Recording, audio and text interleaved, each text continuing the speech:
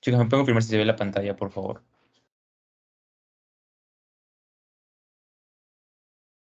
Hola. Ah, sí se ve. Ya. Bien, chicas, antes que nada, quería hablarles sobre el examen. No sé que me enteré que estuvo pesado, ¿no? Y que la mayoría salió desaprobados. Eh, y bueno, pues parece que vino interesante el examen. Sin embargo, he revisado el examen y todo lo que les he explicado fue lo que vino, ¿no? Solo dos preguntas que creo que no se las hice muy puntuales. Fueron dos preguntas las que no iban a responder. Bueno, al menos que yo no hubiera podido responder si es que hubiera dado el examen, ¿verdad? Y nada, chicas, ahora vamos a tratar de ser. Igual no voy a darle es prácticamente todo lo de su clase, bien, tratando de esclarecerlo mejor. Y bueno, pues vamos a, a estudiar, ¿no? De todas maneras tienen que estudiar para que den un mejor examen. En verdad, me olvidé de comentarles en el test que les mandé, espero hayan puesto sus notas, es para que me piden, ¿no? Por parte de la asesoría me piden saber eh, su mejoría de notas y esas cosas, ¿no? Por eso les puse que me pusieran su nota del parcial, ¿no? Nadie lo va a ver, solo para anotarlo en el registro y espero lo hayan puesto, chicas. Así que bueno, y así más voy a comenzar con lo que es la clase. Bien, chicas, entonces hemos visto ya el sistema tegumentario, hemos visto todos los tejidos previos, ¿verdad? Los cuatro tejidos grandes y también hemos visto los órganos linfoides que componen el sistema linfático. Bien, en esta oportunidad vamos a ver lo que es el sistema endocrino y tenemos que ver la división de la clase. Bien, va a estar dividido en las características principales de lo que es el sistema endocrino. Vamos a ver eh, dos cosas importantes, que son las hormonas, ¿ya? Y lo que son los órganos endocrinos. Y entonces voy a comenzar primero con las características. A ver, espero que se pueda ver.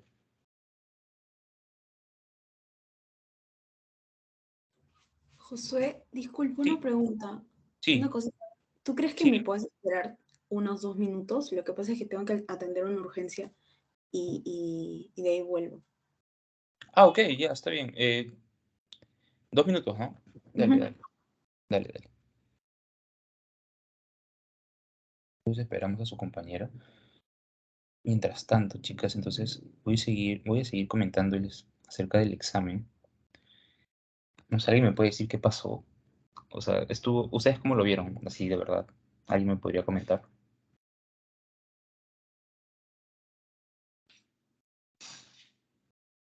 ¿Vieron? Les hice la revisión del examen y lo subí acá en la sesión 7. Está ahí por si lo quieren revisar.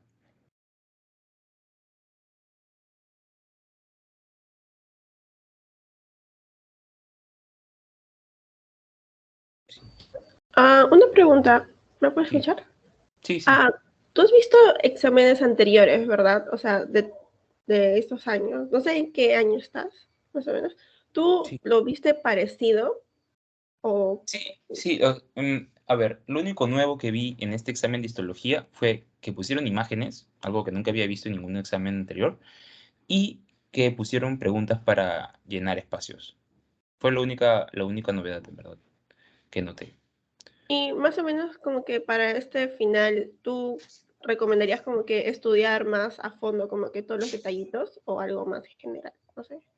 Es que no sé si, bueno, he revisado su examen último y comparándolo con los demás, no son tantos los detallitos, ¿no? Eran una que otra pregunta, ¿no? Más que nada eran conceptos generales, ¿no? Por ejemplo, al menos las que eran para marcar, para subrayar, me acuerdo alguna del tejido óseo, ¿no? ¿Dónde está ubicado el osteocito? ¿Con qué se comunican? O sea, es algo general, ¿verdad? Luego, bueno, las imágenes, eran imágenes sencillas. Bueno, la estructura de los microtúbulos es un clásico, ¿no? Es algo que no se puede olvidar. Así como ahorita vamos a ver lo que son los folículos tiroideos. Es algo que no se pueden olvidar nunca.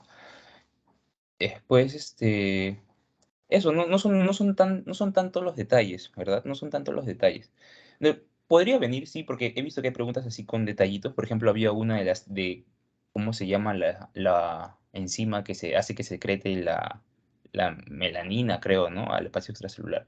Por ejemplo, esa ni yo la sabía, o sea, fue algo muy preciso, que lo pueden haber mencionado o en las grabaciones, ¿no? Y que has tenido que estar súper atento para apuntarlo, o que lo pueden haber mencionado en las clases sincrónicas. Podría ser. ¿No? Pero sí, en todo caso, chicas, si es que quieren sacar una nota y aprobar, de que van a aprobar el curso, sí, eso sí, ténganlo por sentado. Pero si quieren aprobar con buena nota, entonces van a tener que prestar atención a los detalles, ¿no? A los detallitos. Sí. ¿Su compañera volvió? Ya pasaron 2 minutos. Sí, sí, ¿Sí? ya volví. Genial, ya listo. Entonces ahora sí comienza.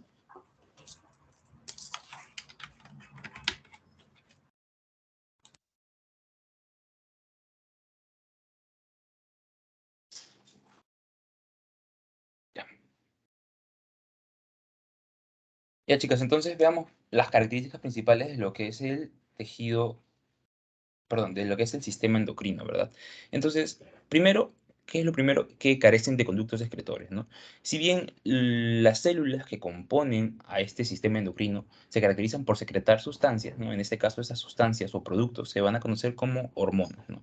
Y hemos visto también antes una especie de glándulas, ¿no? Las glándulas salivarias, las glándulas sudoríparas, que producen sustancias y que las vierten a través de un conducto, ¿verdad? Bien, en el sistema endocrino se va a caracterizar justamente porque lo van a hacer sin ese conducto. Bien, lo van a vertir directamente a los vasos. Bien, vasos tanto sanguíneos como linfáticos. ¿Ya? Por eso pongo acá, carece de conductos excretores. Es un clásico. Productos, lo que producen estas células son hormonas. Así se va a llamar el producto. De ahora en adelante, cuando hablen del sistema endocrino, ustedes tienen que recordar lo que son las hormonas. Bien, estas hormonas van a actuar a distancia, ¿verdad? Miren acá, los productos tienen efectos a distancia y en órganos blancos, también conocidos como órganos diana, ¿no? O células diana, como quieran verlo. Bien, ¿y cuál es la principal función del sistema endocrino? Pues mantener la homeostasis, ¿verdad? Mantener la homeostasis a través de sus productos, que son las hormonas, y también estas dos cositas, ¿no? También ténganlo en cuenta, ¿ya? Lo que es la coordinación del crecimiento y lo que es el desarrollo corporal, ¿ya? Coordinación del crecimiento y desarrollo corporal, además de la homeostasis, claro. Bien, el sistema nervioso, perdón, el sistema endocrino se relaciona bastante con el sistema nervioso, ¿verdad? Ya que el sistema nervioso puede regular a lo que es el sistema endocrino. Y, sin embargo, hay una diferencia entre lo que es el sistema endocrino y lo que es el sistema nervioso, ¿bien? Los dos, si se dan cuenta, tienen eh, una función similar, ¿verdad? Generan, frente a un estímulo, generan una respuesta, ¿ya? Sin embargo, el sistema nervioso es mucho más preciso y la respuesta del sistema endocrino es más lenta, pero es más prolongada, ¿ok? La respuesta del sistema endocrino es más lenta y prolongada. ¿En qué se parece el sistema endocrino al sistema nervioso? En que ambos responden a un estímulo, ¿ya? Es que ambos responden a un estímulo. Bien, entonces, el sistema endocrino está formado, hablando en términos básicos, por glándulas endocrinas. ¿Y ahí qué son las glándulas endocrinas? Son las glándulas que reparten sus sustancias sin conductos y los vierten directamente a la sangre o a la linfa. Bien, ¿y qué son, y qué están, cómo se forman estas glándulas? Bien, son aglomeraciones de células epitelioides, ¿ya? Entonces, en todo nuestro organismo vamos a encontrar un montón de estas células. En todo nuestro organismo vamos a encontrar un montón de estas células ubicadas en diferentes partes de nuestro cuerpo. Sin embargo, lo que se va a estudiar en el sistema endocrino es los lugares donde hay mayor concentración, ¿verdad? Los órganos que tienen mayor concentración de estas células epitelioides. Miren, y acá les pongo esta imagen, ¿no? Me pareció súper interesante. Y miren acá, órganos con células secretoras. Hay órganos que tienen células que secretan hormonas. Por ejemplo, ¿no? Lo más común, lo más convencional, el páncreas y el estómago, ¿verdad? El estómago secreta hormona que actúa a nivel del estómago, obviamente el páncreas, que también secreta hormonas. Y esto no lo vamos a ver acá en esta clase, sino lo vamos a ver cuando toque hablar del sistema digestivo, por ejemplo, ¿verdad? En el intestino delgado también hay células que producen hormonas, etcétera, ¿no? El tejido adiposo también hemos visto que produce hormonas, ¿verdad? ¿Se acuerdan de la leptina? ¿Verdad? Bien. Y vamos a ver entonces en esta clase, sistema endocrino, lo que son las glándulas endocrinas principales, ¿ya? Que son los órganos que tienen mayor concentración de células secretoras de hormonas, ¿ya? Los órganos que tienen mayor concentración de células secretoras de hormonas. Y vamos a ver lo siguiente, ya vamos a ver lo que es la hipófisis, la glándula pineal, la glándula tiroides, la glándula paratiroides, las glándulas suprarrenales, ¿ya? Los ovarios y los testículos lo vamos a ver en su respectiva clase. Ya tienen funciones hormonales y lo vamos a ver en su respectiva clase, que ya son las dos últimas sesiones. Y sin embargo, vamos a ver lo que está acá arriba. Bien, y el hipotálamo también produce hormonas, ¿no? Hay unas neuronas que producen dos hormonas muy famosas, que son la oxitocina y la vasopresina, que ya lo vamos a ver en un rato. ¿Ya? Entonces, esas son las características principales del sistema endocrino. Entonces veamos ahora el producto de estas células que componen al sistema endocrino, ¿verdad? Que son las hormonas, ¿verdad? Y para las hormonas hay dos cosas que tenemos que saber primero. Primero lo que es el mecanismo de control hormonal y lo que es el mecanismo de acción hormonal, ¿verdad? Entonces, dentro de lo que es el mecanismo de control, o sea, cómo se controlan esas hormonas o cómo funcionan, mejor dicho, ¿no? Cómo funcionan, cómo se van a regular, tenemos tres mecanismos, bien, el control endocrino, el control paracrino y lo que es el control autocrino. Y cómo estas actúan, ya, va a ser según si es que son hormonas proteicas o si es que son hormonas lipídicas, ¿no? Con mecanismo de acción me refiero una vez que llegan a su punto, ¿ok? Una vez que llegan a las células diana, una vez que llegan a su objetivo. Ya. Entonces aquí, primero veamos los mecanismos de control hormonal. Bien, hay tres, les mencioné endocrino, paracrino y autocrino. Bien, y esta imagen también súper fácil de entender, ¿verdad? Bien, el endocrino va a ser la célula que produce lo que es la hormona y la va a secretar directamente a lo que son los vasos sanguíneos y de los vasos sanguíneos va a viajar una distancia considerable hacia la célula diana, ¿verdad? Entonces, cuando me hablan de mecanismo endocrino, es lo que todos conocemos como endocrino, que es actúa a nivel lejano sobre la célula diana. Bien, cuando me hablan de paracrino, ¿no? De mecanismo paracrino, ¿qué pasa? Ocurre esencialmente lo mismo. Sin embargo, acá la acción de este producto, de esta hormona, va a ser solo en células que estén contiguas, ¿verdad? En células vecinas. Y estas células vecinas tienen que tener receptores específicos, bien como ven aquí en la imagen. ¿Ok? Entonces, esto es paracrino. Paracrino es célula cerca. Y finalmente tenemos a lo que es el autocrino, bien, que la célula produce una hormona y esta hormona la recibe él mismo, ¿verdad? La recibe él mismo, la capta él mismo. ¿Para qué? Para que cumpla de repente diversas funciones. Bien, entonces tres mecanismos de control. Y ahora lo que son los mecanismos de acción, una vez que llegan a su punto, ¿verdad? Una vez que llegan a su objetivo. Tenemos aquí que primero hablar de lo que son las hormonas proteicas y lo que son las hormonas esteroideas, ¿verdad?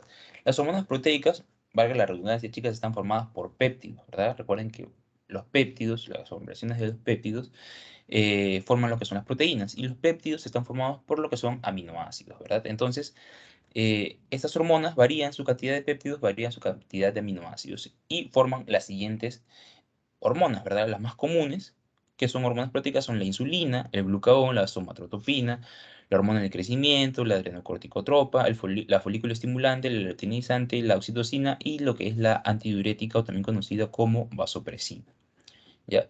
Esa es una listita, eso solo para que lo tengan en cuenta, ¿ya? Por de repente les puede venir una pregunta y le ponen la hormona y ustedes no se acuerdan. Ahorita vamos a ver por qué es importante esto, ¿ya? Las hormonas esteroideas. ¿Cuáles son? Cortisol, aldosterona, testosterona, progesterona y lo que son los estrógenos. Ya, chicas, ahora sí. Entonces, ¿por qué es importante saber esto? Porque si les mencioné que el sistema endocrino produce lo que es la hormona y viaja a través de la sangre y llega a lo que es la célula diana, para que pueda actuar sobre la célula diana necesita justamente entrar, ¿verdad? Necesita entrar, necesita interactuar con esa célula. Si la hormona es proteica, como las que les he mencionado aquí, requiere para entrar a su célula diana, requiere un receptor que se encuentre en la membrana de esta célula. ¿Ya? Requiere un receptor. Entonces, el receptor capta la hormona y la mete adentro, ¿verdad? Y requiere de un segundo mensajero, ya para que pueda llegar al núcleo y pueda interactuar y darle la señal para que la célula produzca lo necesario o genere una acción específica. ¿ya? Y las hormonas esteroideas, al ser esteroideas, ¿no? Va a estar compuestas principalmente por lípidos, simplemente interactúan con la membrana y como son del mismo material, me recuerden que la membrana plasmática es una bicapa de fosfolípidos, ¿verdad? Simplemente pasa, ¿ya? Pero ahora el problema está que para estas hormonas esteroideas necesitan, para transportarse a través de la sangre o de la linfa, necesitan una proteína transportadora, ¿ya? Una proteína transportadora. Entonces, estas igual entran al citoplasma de la célula diana, y dentro tienen un receptor, ¿verdad? El receptor que las va a esperar va a estar dentro. Bien, a través de este receptor se genera lo que es una señal más específica, una acción más específica, y se dirige de nuevo a interactuar con el núcleo y a darle la indicación respectiva a la célula, ¿verdad? Entonces aquí les pongo lo que tienen que recordar, ¿no? Las hormonas proteicas requieren de un receptor de membrana y un segundo mensajero, mientras que las hormonas esteroideas no tienen receptores en la membrana, necesitan una proteína transportadora y tienen un receptor intracelular. Ya, tienen un receptor intracelular. Bien, esta imagen está súper clarita, bien bonita.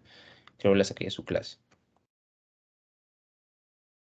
Ya, entonces ya vimos lo que son las hormonas, ya vimos las características principales de lo que es el sistema endocrino. Ahora veamos lo que es los órganos endocrinos, ¿no? Valga la redundancia, chicas, perdonen que lo repita, pero los órganos endocrinos conforman al sistema endocrino, ¿verdad? Y son los órganos que tienen células secretoras en mayor cantidad, ¿ya? En mayor cantidad.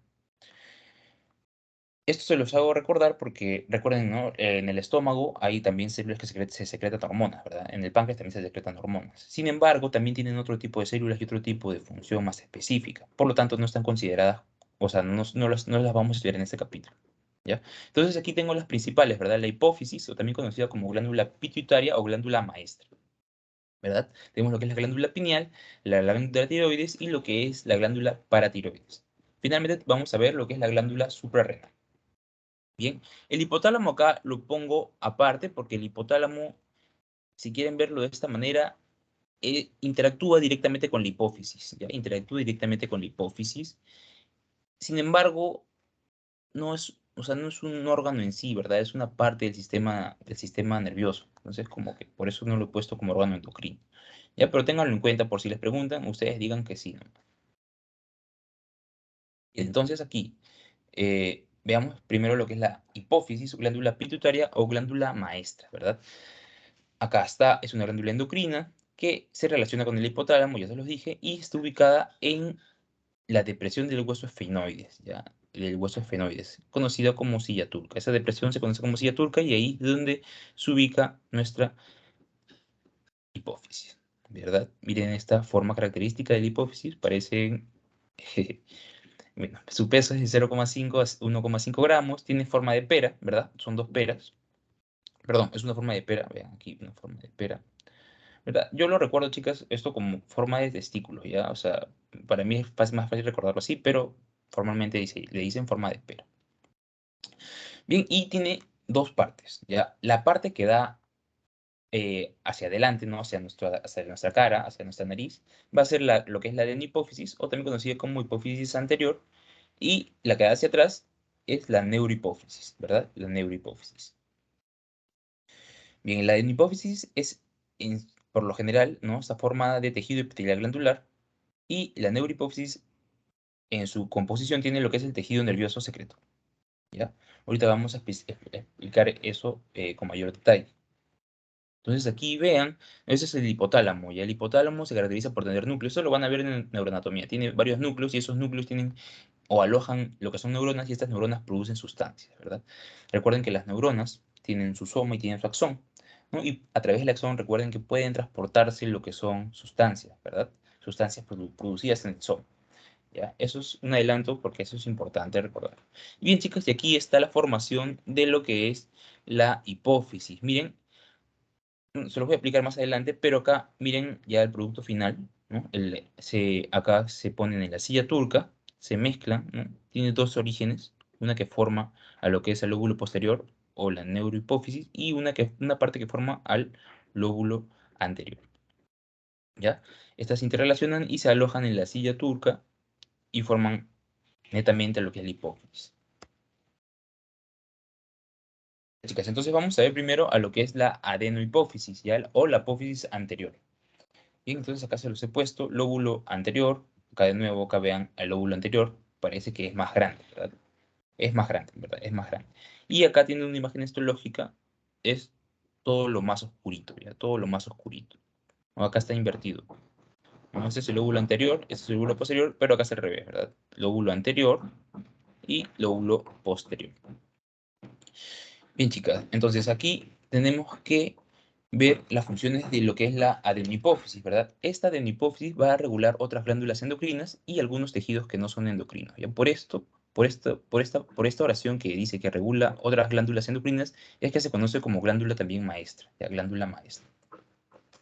Y bien, acá un detalle histológico por si lo quieren usar en prácticas o por si le viene en su examen, ¿no? Es que se tiñe con tricómica de Mallory y destacan lo que son núcleos rojitos. ¿Ya?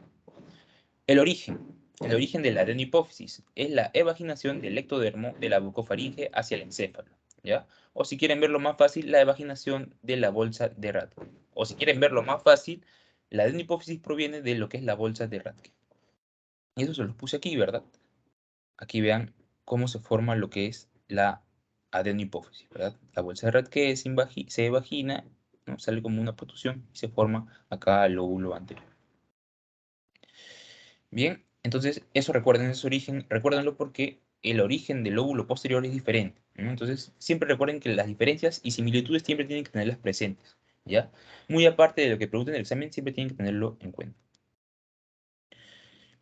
Bien, entonces tiene divisiones, ¿ya? El lóbulo anterior tiene lo que son divisiones. Tiene tres porciones, la porción distal, la porción intermedia y la porción tuberal. Miren, mírenlo aquí, ¿verdad? La porción distal, véanlo aquí, es netamente lo que es el lóbulo anterior, ¿no? Tenemos la porción intermedia, que corresponde aquí, vean, está acá, que tiene como puntitos, ¿verdad? Y acá también lo podemos ver, ¿no? Se va perdiendo el color, si lo quieren ver de esta manera, se va perdiendo el color.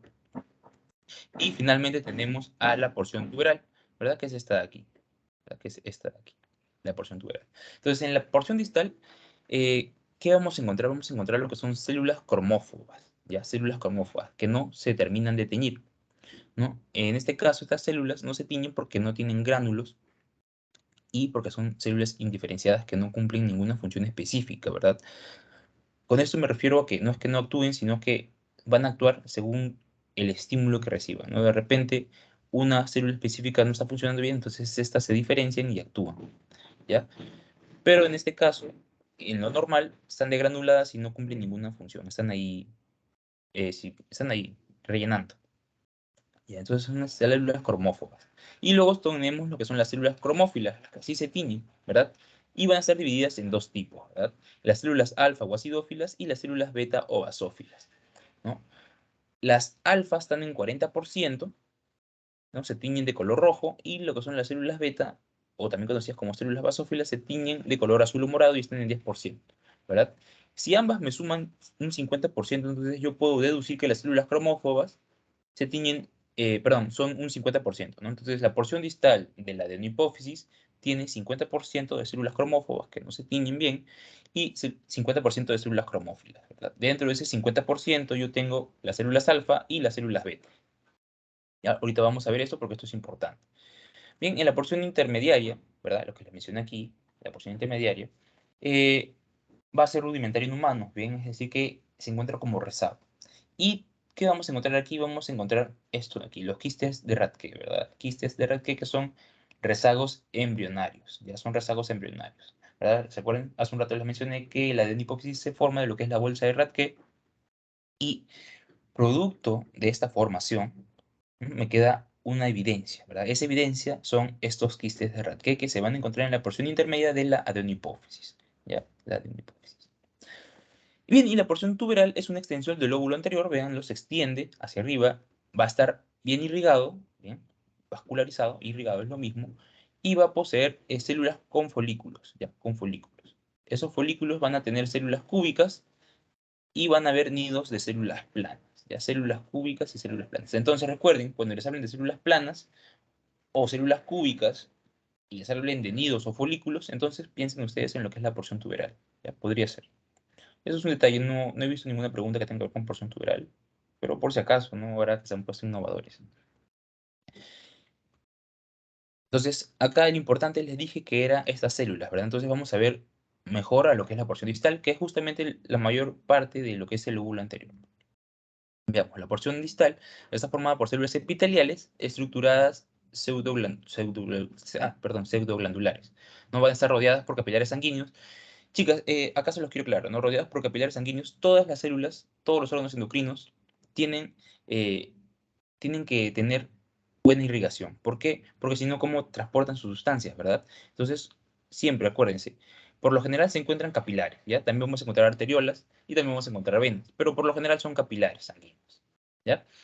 La porción distal, en este caso, de la adenohipófisis, es la que tiene mayor capilar, mayor irrigación, ¿ya? Así como la porción tuberal. Bien, y como les dije, se pueden identificar dos tipos de células, ¿verdad? Estas son las células cromófilas, ¿verdad? Eso corresponden al 50% de las células que componen la porción distal de la adenohipófisis.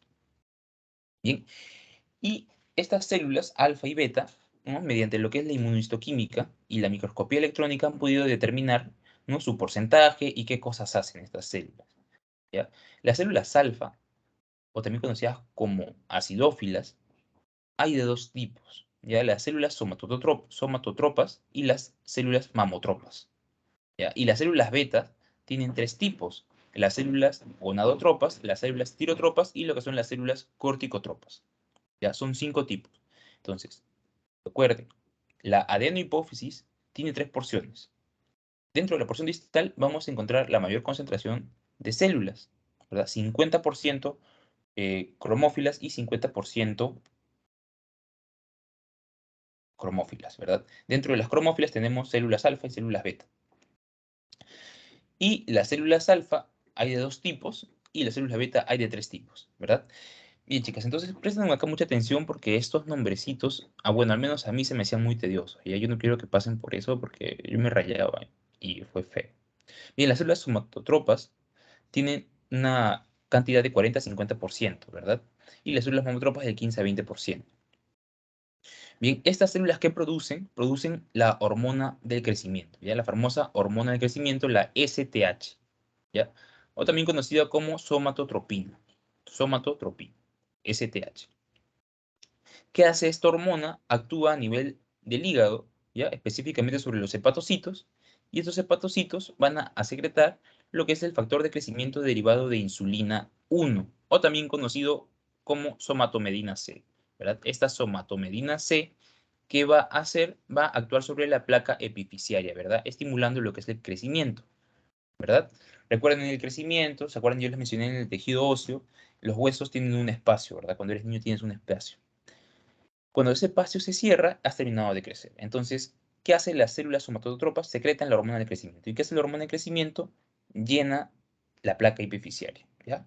Llena la placa epifisiaria. Obviamente con previa acción sobre el hepatocito. ¿Ya? Y las células mamotropas, ¿no? Del 15 a 20%, producen lo que es la prolactina, ¿verdad? Y la prolactina va a actuar sobre los alvéolos de las glándulas mamarias, ¿ya? ¿Para qué? Para que se produzca la sustancia, ¿ya? Que para que se produzca la sustancia, que en este caso la sustancia es conocida como leche. Entonces la prolactina, que es producida en la adenohipófisis, actúa sobre las glándulas mamarias para que produzcan leche.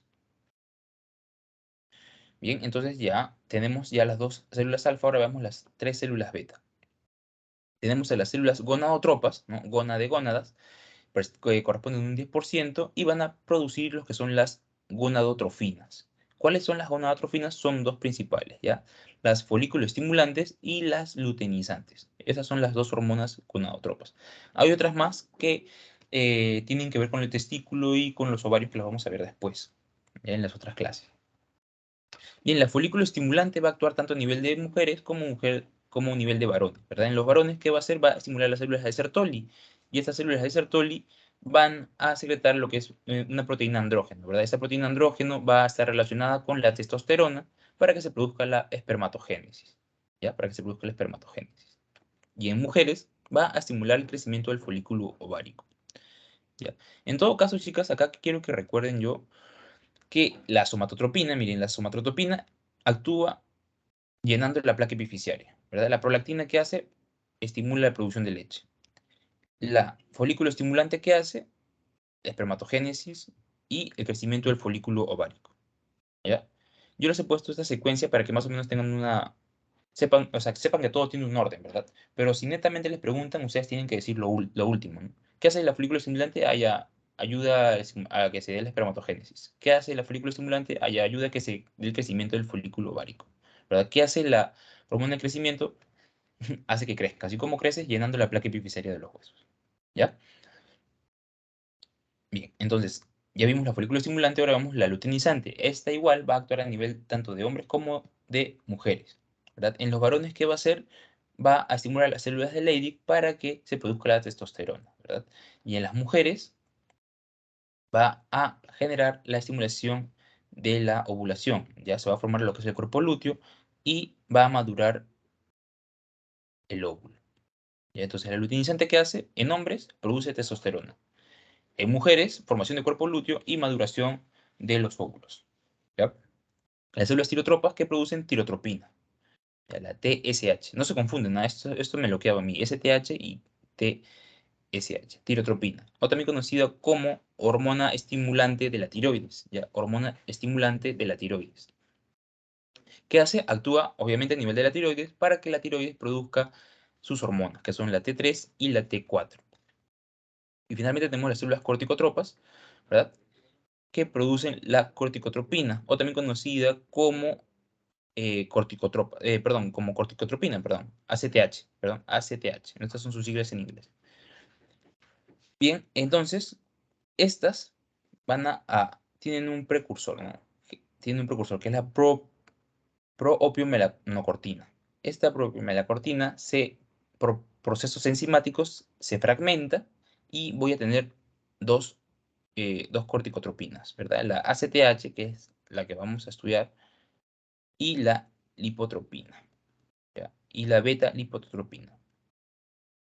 ¿Y qué hacen estas dos? Estimulan la síntesis y liberación de corticoides, ¿ya? Como por ejemplo el cortisol, que lo vamos a ver más adelante. Actúan a nivel de las glándulas suprarrenales, ¿ya? Entonces, dense cuenta que estas producen una hormona, ¿verdad? Producen una hormona y esta hormona va a ir a un órgano específico y les va a dar la indicación que produzcan una cosa, ¿verdad? Entonces, por eso esta se conoce como glándula maestra, ¿verdad? Porque es como que te da la llave, le manda la llave al órgano específico y ese órgano específico usa la llave para producir lo que le corresponde, ¿ya? Entonces, eso fue en la adenohipófisis en la porción distal. Bien, y ahora veamos lo que son las enfermedades asociadas a las adenohipófisis. Perdón, a la adenohipófisis. Tenemos lo que son los anedomas hipofisiarios. Vamos a ver lo que es la acromegalia y vamos a ver lo que es el adenoma corticotrófico. ¿Ya qué son los adenomas hipofisiarios? Son tumores benignos en el lóbulo anterior, ¿ya? Estos adenomas son comunes en el lóbulo anterior, en el lóbulo posterior no son muy comunes, ¿ya? No son raros, no se ve mucho. Bien, el 10 a 15% corresponde a tumores intracraneales, bien, y la incidencia de estos adenomas va a ser igual tanto en hombres como mujeres en edades de 30 a 60 años, ¿ya? Y está indicado como una mayor incidencia en el síndrome de NEM1, ¿verdad? Neoplasia endocrina múltiple de tipo 1, ¿no? Una persona que tiene este síndrome tiene mayor probabilidad de desarrollar un adenoma hipofisiario. ¿Ya? Por eso se pone aquí mayor incidencia en personas con síndrome de NEM1. ¿Ya? Ténganlo en cuenta por si acaso, chicas. Entonces aquí vean, ¿no? Acá se forma, miren cómo se forma el tumor, ¿verdad? El tumor, el microadenoma a nivel de la glándula pituitaria, ¿verdad? Dentro de estos adenomas, ¿qué es lo más común? Es más común el prolactinoma, ¿verdad? El prolactinoma. Es decir, que las células que producen prolactina, ¿verdad? Las células alfa que producen prolactina, tienen mayor posibilidad de proliferar descontroladamente y generar lo que es un tumor, ¿ya? Son las más frecuentes. Las células mamotropas que producen exceso de prolactina, ¿verdad? Estas tienen mucha hiperactividad y pueden producir un prolactinoma que corresponde a un adenoma hipofisiario.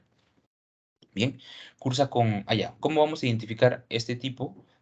Este tipo de adenoma, bien, con lo siguiente, ¿verdad?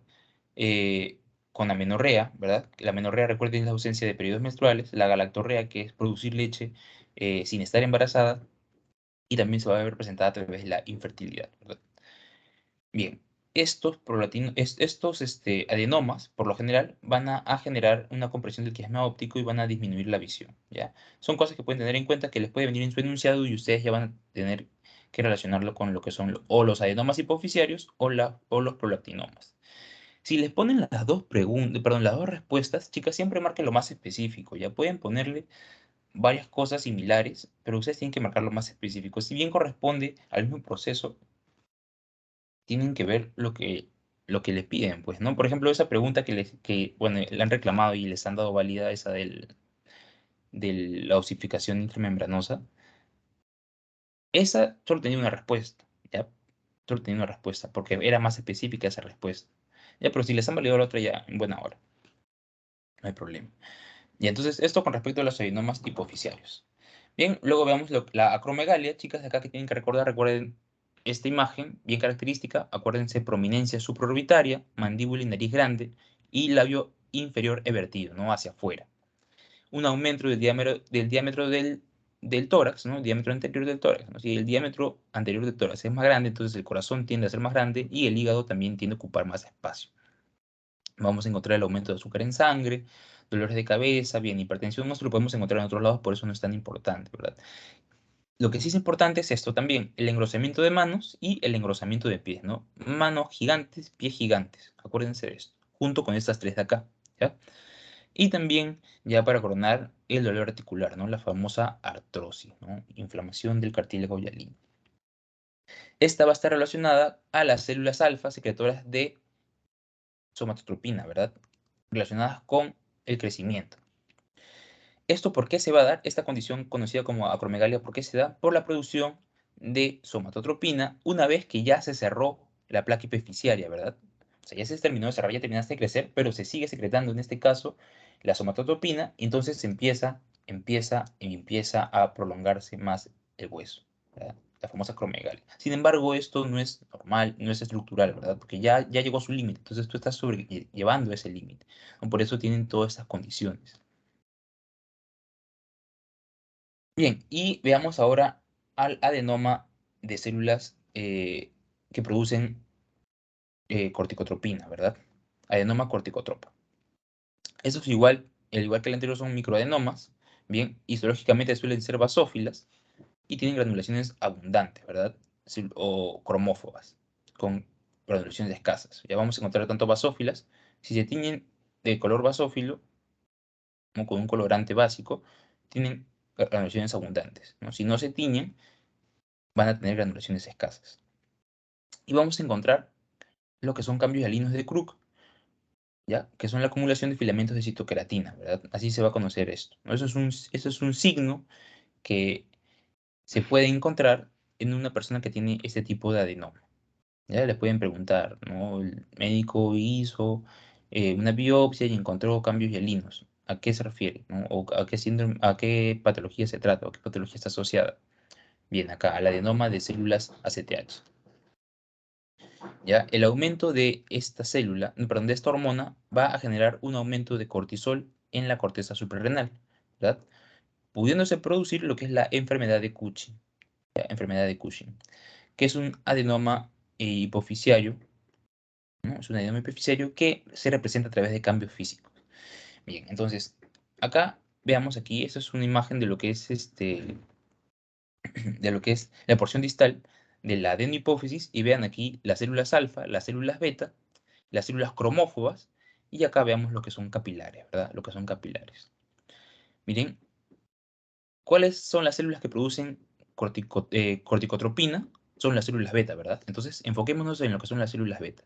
Miren sus formas, ¿no? Acá están las células beta, ¿verdad? Miren sus formas y nótese que hay tanto teñidas como no teñidas, ¿verdad? Como es el caso de, por ejemplo, por acá, vean. No, acá, perdón, acá no se encuentran tan teñidas, ¿verdad? Acá están más teñidas. Bien, eso es la estructura normal, ¿verdad? En el caso que se presente un adenoma de células de este tipo, de células beta, vamos a encontrar lo siguiente, ¿verdad? Los famosos cambios hialinos de Crook, que van a ser representados a través de mayor estrechez y mayor irregularidad de las células beta, ¿verdad? Mayor irregularidad de las células beta. Entonces, esa es una imagen de un adenoma de célula ACTH. ¿Ya? Y entonces, volviendo a lo que es el síndrome, enfermedad de Cushing, por si acaso ustedes van a ver por ahí síndrome de Cushing y enfermedad de Cushing, ¿ya? Es diferente, ¿ya? Es diferente. ¿Por qué? Porque la enfermedad de Cushing es con respecto a lo que ocurre a nivel de la hipófisis, ¿ya? Y el síndrome de Cushing tiene que ver con lo que es el riñón, ¿verdad? Específicamente con la glándula suprarrenal, ¿ya? Así que no se confundan. Enfermedad de Cushing, adenohipófisis, síndrome de Cushing tiene que ver con las glándulas suprarrenales, ¿ya? Entonces aquí, enfermedad de Cushing, veamos aquí, eso es lo característico, ¿no? El fenotipo característico de lo que es esta enfermedad. Vamos a encontrar la cara de luna llena, el cuello de búfalo, vamos a encontrar obesidad centrípeta, es decir, visceral, no netamente ligada al abdomen. Vamos a encontrar lo que son estrías prominentes y ulceraciones, ¿verdad? Debajo de estos rollos de grasa, o también ulceraciones a nivel de las pantorrillas. Bien, vamos a encontrar que este paciente va a tener hipertensión arterial, diabetes mellitus, bien, puede tener amenorrea, osteoporosis y también va a tener debilidad muscular, ¿verdad? También podemos identificarlo por lo que son la presencia de quimosis, o sea, piel muy delgada, ¿verdad? Uno se golpea, se choca con alguien y ya le sale un moretón. O sea, eso es el síndrome típico. Pero acuérdense más que nada de esto, ¿no? Luna llena, cara de luna llena y estrías y obesidad centrípeta. Esos tres para mí es más que suficiente para recordar esta enfermedad. Bien, entonces ya vimos lo que es la adenohipófisis, ahora vemos a la neurohipófisis, ¿ya? A la neurohipófisis. Chicas, perdón, ¿hasta ahí alguien tiene alguna pregunta? Sí, disculpa, yo tengo una pregunta. Sí, dime. ¿Cuál era tengo unas 5 preguntas. ¿Cuál era la diferencia entre excreción y secreción? Ya, la secreción es producir una sustancia, ¿verdad? Pero esa sustancia es útil, me va a servir. Y la excreción es una sustancia también, pero que no la voy a usar, así que se desecha. ¿Ya? No la voy a usar. Excreción. Esa es la diferencia entre secreción y excreción. Secreción lo voy a usar, excreción no lo necesito.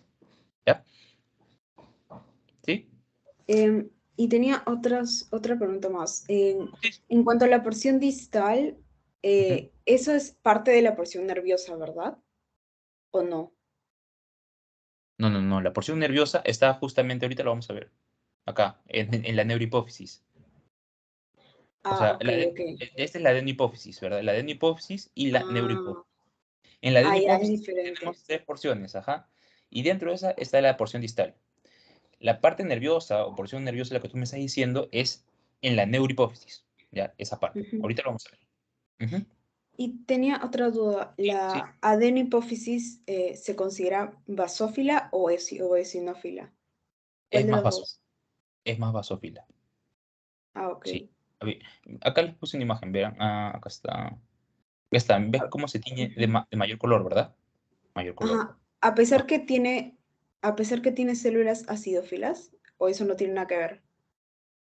No, no, no, no. Es que, ¿qué pasa? Que lo que predomina es que tiene dos. Acá está, pues, ¿no? Acá se les dije. Células cromófas, 50%, células cromófilas, 50%, ¿verdad? Dentro de ese 50% Ujú. vamos a encontrar las células acidófilas. ¿Qué pasa? Que estas están más para el parénquima. Entonces, no son. Miren, y acá incluso. ¿Dónde está? Acá, ¿verdad? Miren cómo se tiñe de este color, ¿no? Medio rojito, ¿verdad? Pero también se pueden teñir de color basófilo, ¿verdad? Las diferencias son mínimas. Eso no tiene. Ok. Ujú, no te confundas, sí. Ok. Y una pregunta, ¿por qué se llaman microadenomas si son grandes? Si son Ya, como... claro, Ujú. claro. Mira, acá el adenoma, es que eso es el adenoma, ¿verdad? Eso es una. Los adenomas son en general, y los microadenomas es para células específicas, ¿verdad?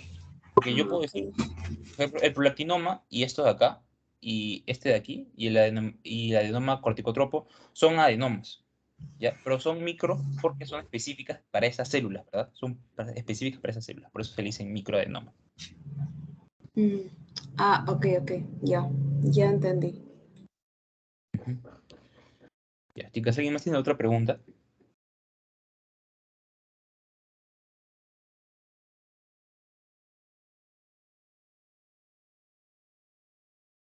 Ya, entonces continúo, ¿verdad? Ya vimos la adenohipófisis, ahora vemos lo que es la neurohipófisis, que es o también conocida como hipófisis posterior. Ya, en este caso la neurohipófisis va a ser un almacén, ¿ya? Va a almacenar y liberar productos producidos por el hipotálamo, ¿verdad? ¿Se acuerdan que les mencioné hace un rato la importancia del hipotálamo? ¿Verdad?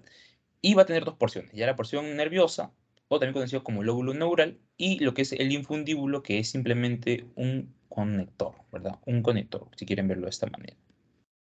Miren aquí, este espacio de acá, que está de un color medio gris claro, ¿ya? Es lo que es el hipotálamo, ¿verdad? Acá encontramos los núcleos del hipotálamo y neuronas que se extienden, miren, se extienden hasta lo que es la neurohipófisis, ¿ya? Estas son las neuronas que producen oxitocina y vasopresina. ¿Se encuentran dónde? En el hipotálamo. Y a través de su axón transportan esa sustancia para almacenarla a nivel de la neurohipófisis. Específicamente en dónde? En la porción nerviosa. ¿Ya? En la porción nerviosa. Miren, chicas, acá. eh, la porción nerviosa, ¿qué es? Es el tracto hipotalámico hipoficiario, ¿no? Que va a ser un conjunto de axones amielínicos provenientes de las neuronas del hipotálamo, ¿verdad? Miren, acá están las neuronas y conforman a todo el lóbulo, ¿verdad? Todo el lóbulo. En esos axones, ¿qué hay? Hay cuerpos de Herring. Estos cuerpos de Herring son dilataciones axónicas, ¿ya? Son dilataciones axónicas. Entonces, la neurona produce su sustancia, la transporta a través de estos axones, ¿verdad? Y dentro, una vez que ya están aquí y se empiezan a prolongar, empiezan a dilatarse esos axones y a aparecer los cuerpos de Herring, es donde se va a considerar neurohipófisis, ¿verdad? Se va a considerar neurohipófisis. Entonces, el conjunto de estos axones que tienen cuerpos de Herring y que almacenan tanto la vasopresina como la oxitocina se conoce como la neurohipófisis, ¿ya? Específicamente la porción nerviosa. Ya, también vamos a encontrar que va a almacenar neuroficina 1 y 2, ya que es una proteína que ayuda a la liberación, ya no es muy importante. Y también vamos a encontrar que va a almacenar bastante ATP, ¿verdad? Bastante ATP. Bien, estas células, perdón, en esta porción vamos a encontrar esto de aquí, los pituicitos, ¿ya? Que es una célula glial, ¿verdad? Que va a tener funciones por lo general de fagocitar, de proteger, de sostener. ¿Ya? Acuérdense, pituicitos en dónde? En la porción nerviosa. En la porción nerviosa de dónde? De la neurohipófisis. O también les pueden poner simplemente que dónde se encuentran los pituicitos, ustedes van a decir en la neurohipófisis. Perdón, el sol me está atacando ya. Los terminales axónicos terminan en contacto con el plexo capilar fenestrado, ¿verdad? Miren, les comenté, ¿verdad? Les comenté que para que puedan secretar las hormonas tienen que estar en contacto con lo que son los capilares, ¿verdad? En este caso, los axones de estas neuronas van a estar en contacto con el plexo capilar de tipo fenestrado. ¿Ya? Esto lo vamos a ver, lo de fenestrado y todo eso lo vamos a ver en el capítulo de sistema cardiovascular. Bien, y miren aquí tenemos el capilar y veamos cómo se forma, ya sale lo que es la arteria, ¿verdad? En este caso la arteria hipoficiaria inferior. Bien, y si por ahí les dicen, ¿no? Esto no es muy específico, pero si por ahí le mencionan, dentro de esta porción hay vesículas de neurosecreción, ¿ya? Hay vesículas de neurosecreción. Bien, y el infundíbulo, ¿qué va a hacer? Es todo este pedazo, ya. Todo este pedazo. Que va a simplemente conectarlo con el hipotálamo, ¿verdad? Va a tener dos segmentos importantes, ya. La eminencia mediana, que es la más cercana al hipotálamo, y la prolongación infundibular, ¿ya? La prolongación infundibular. Entonces, ya. Miren aquí. Esos son los cuerpos de Herring, ¿ya? Los cuerpos de Herring. Esos verdes y estas prolongaciones. Acá tenemos a los pituicitos. Pituicitos. Y acá tenemos el contacto con los capilares, ¿verdad? O sea, todo esto, mira, todas estas estructuras de aquí, todo está lleno de capilares, ¿ya? Todo está lleno de capilares. ¿Se conectan con qué? Con el terminal axónico de estas neuronas secretoras. Chicas, entonces ahora veamos a lo que es el hipotálamo. El hipotálamo, ¿dónde lo vamos a encontrar? En la base del cerebro, ¿no? Específicamente al medio, ¿ya? Al medio de la base del cerebro. ¿Qué función tiene el hipotálamo? Chicas, esto es importante, esto ya también creo que por el colegio también lo saben, ¿no? Regula la actividad de la hipófisis, tiene relación con el sistema nervioso autónomo, apetito, regulación de la presión, temperatura, equilibrio, peso, etc. ¿Ya? Son funciones básicas del hipotálamo. Bien, y va a producir a través de sus neuronas neurosecretoras oxitocina y vasopresina, ¿verdad? Y miren, acá tengo una imagen de lo que es todo esto es el hipotálamo, ¿ya? Y como les mencioné antes, el hipotálamo tiene estructuras, estas estructuras son consideradas núcleos, ¿no? Y tiene varios núcleos. Ahorita, ¿qué tienen que saber ustedes? La existencia del núcleo paraventricular y la existencia del núcleo supraóptico, ¿ya? Todo eso lo van a tener que aprender después en neuroanatomía, ya que es el siguiente ciclo que, por cierto, se los adelanto, el examen es terrible, terrible. Pero bueno, la oxitocina va a estar producida ¿en dónde? En el núcleo paraventricular, ¿ya? Acá lo tenemos con el color 2, y miren, lo vamos a encontrar a esa posición, ¿ya? Núcleo paraventricular va a estar lleno de somas, ¿ya? De somas que producen oxitocina, ¿ya?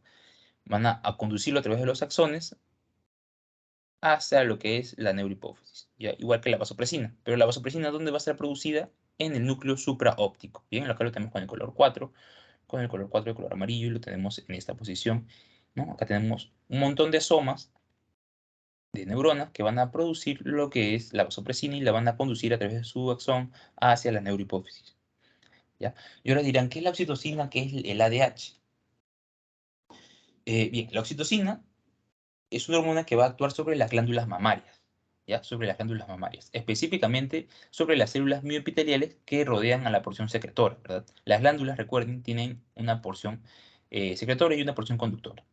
En este caso, la oxitocina actúa sobre las células mioepiteliales que rodean a la porción secretora, ¿verdad? Esas células mioepiteliales van a generar contracción y van a estimular que la glándula expulse la leche, ¿ya?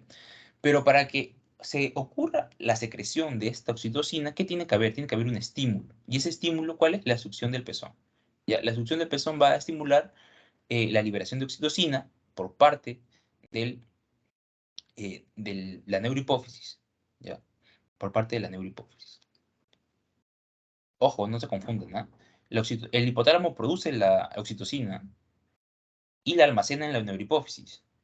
Pero ¿quién libera esta hormona? La libera la neurohipófisis, ¿ya? No el hipotálamo, la libera la neurohipófisis. Bien, entonces hay una succión del pezón y se va a liberar esta oxitocina y va a estimular la expulsión de la leche. ¿Qué hace la oxitocina? Genera la expulsión de la leche, ¿ya? Si lo quieren ver más sencillo. Luego tenemos que también va a actuar sobre el miometrio, ¿verdad? Recuerden que el miometrio lo vamos a encontrar en el útero. ¿Y qué va a pasar acá? ¿Qué va a pasar acá? Bien, durante el trabajo de parto se va a dilatar el cuello uterino. Esa dilatación, este estímulo, va a generar la liberación de oxitocina, ¿ya? Este estímulo va a generar la liberación de oxitocina y se va a producir la secreción. Se va a secretar la oxitocina, ¿verdad?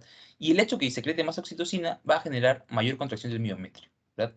Hasta que deje de haber una contracción. Una vez que desaparece el estímulo, se deja de liberar y producir oxitocina. ¿Ya? A eso se le conoce como feedback positivo, ¿ya? Feedback positivo, ¿no? Aparece un estímulo, secreta la hormona, y esa hormona hace que ese estímulo incremente, y ese incremento hace que se genere más oxitocina, ¿ya? Eso se conoce como feedback positivo. Se los vuelvo a repetir. Hay un estímulo, se produce una hormona, esa hormona hace que se genere más estímulo, y la producción de mayor estímulo me genera que se secrete más hormona, ¿ya? Recuerden, feedback positivo, ya. Luego tenemos la ADH, o también conocida como antidiurética, o también conocida como vasopresina. Ya la pueden encontrar con estos tres nombres. Bien, esta va a actuar a nivel de ¿dónde? Del tubo colector, ¿verdad? Específicamente sobre las proteínas transportadoras de agua, que son conocidas como acuaporinas, ¿ya? Acuaporinas de tipo 2, si quieren ser más exactas, ¿verdad? ¿Qué hacen? Van a aumentar la reabsorción de agua y de urea, ¿verdad? En consecuencia, si aumento la reabsorción, ¿qué pasa? Disminuye la diuresis, ¿verdad? Diuresis es orinar, ¿verdad? Orinar. Disminuye la diuresis. Retengo agua, no orino, ¿verdad? Retengo agua, no orino. Entonces, ¿qué hace la ADH? Disminuye la diuresis.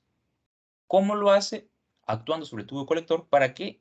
Para que las acoporinas aumenten su reabsorción de agua. ¿Ya? Sigan la flecha nomás, sigan la flecha. Tan, tan, tan.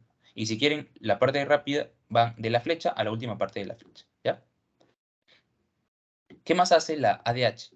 Va a generar lo que es la vasoconstricción. ¿Ya? Si yo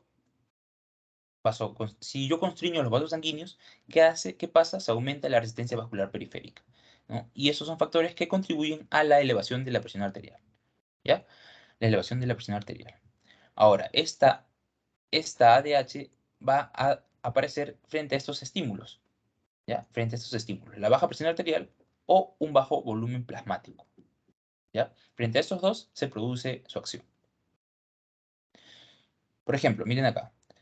Sin la ADH, ¿verdad? Si esta hormona no se secretara, ¿qué pasaría? Las acoporinas no se estimulan. Y si no se estimulan, no hay una reabsorción de agua, ¿no? Y eso se puede ver reflejado en pacientes con diabetes insípida, ¿ya? Por si ahí les preguntan, diabetes insípida, ya saben, relacionado a la hormona antidiurética, producida en el hipotálamo y secretada por la neurohipófisis, ¿ya? Chicas, ¿hasta ahí alguien tiene alguna pregunta? Disculpa, ¿tú crees que Sí. podrías repetir la parte de la ADH? ADH, sí, claro. Miren, Ajá, el proceso. miren, vamos a verlo con este enfoque, ¿ya? Estoy aquí tranquilo y dentro de mi organismo detecta que tengo baja presión arterial. Entonces, ¿qué va a hacer? Va a secretar ADH, ¿ya? Este ADH va a hacer dos cosas, ¿ya? A nivel del tubo colector, ya que se encuentra en la nefrona, que se encuentra en el riñón, va a estimular a las acoporinas. ¿Para qué? Para que reabsorban agua y urea. Esto con el fin de aumentar mi volumen de plasma. Y a nivel de los vasos sanguíneos, ¿qué va a hacer? Los va a constreñir, los va a apretar, con el fin de aumentar la resistencia vascular periférica, con el fin de que aumente mi presión arterial, ¿ya? ¿Y esto por qué lo está haciendo? Todo esto, ¿por qué lo está haciendo? Porque mi hipotálamo detectó que mi presión arterial estaba baja, o porque mi hipotálamo detectó que mi volumen plasmático se encontraba bajo, ¿ya? ¿Quedó más claro? ¿Sí? Si no, lo vuelvo a repetir, no hay ningún problema. Una pregunta, ¿eso no es la diuresis? Diuresis es eliminar el orina. O sea, te ayuda. Ok. Por una diuresis abundante es que, por ejemplo, mi volumen plasmático puede estar bajo o que me puede disminuir la presión arterial, ¿verdad? Entonces, con el fin de evitar eso, ¿qué hace? Disminuye la diuresis. ¿Cómo? Aumentando la reabsorción de agua. Ujú. Sí. Ya, esto es antagónico. También es todo un tema, ¿ah? De la presión arterial. Ya lo van a ver en fisiología. Es bien interesante, ¿ya? Pero por ahora solo véanlo así. ¿Qué hace la ADH? Aumenta la presión arterial, aumenta el volumen de sangre, ¿ya? ¿Qué hace la ADH? Aumenta el volumen de sangre, aumenta la presión arterial. Así de simple, así de sencillo, ¿ya? Ya. Ya. Entonces, eso con respecto al hipotálamo, chicas. ¿Alguien tiene otra pregunta? ¿Todo claro?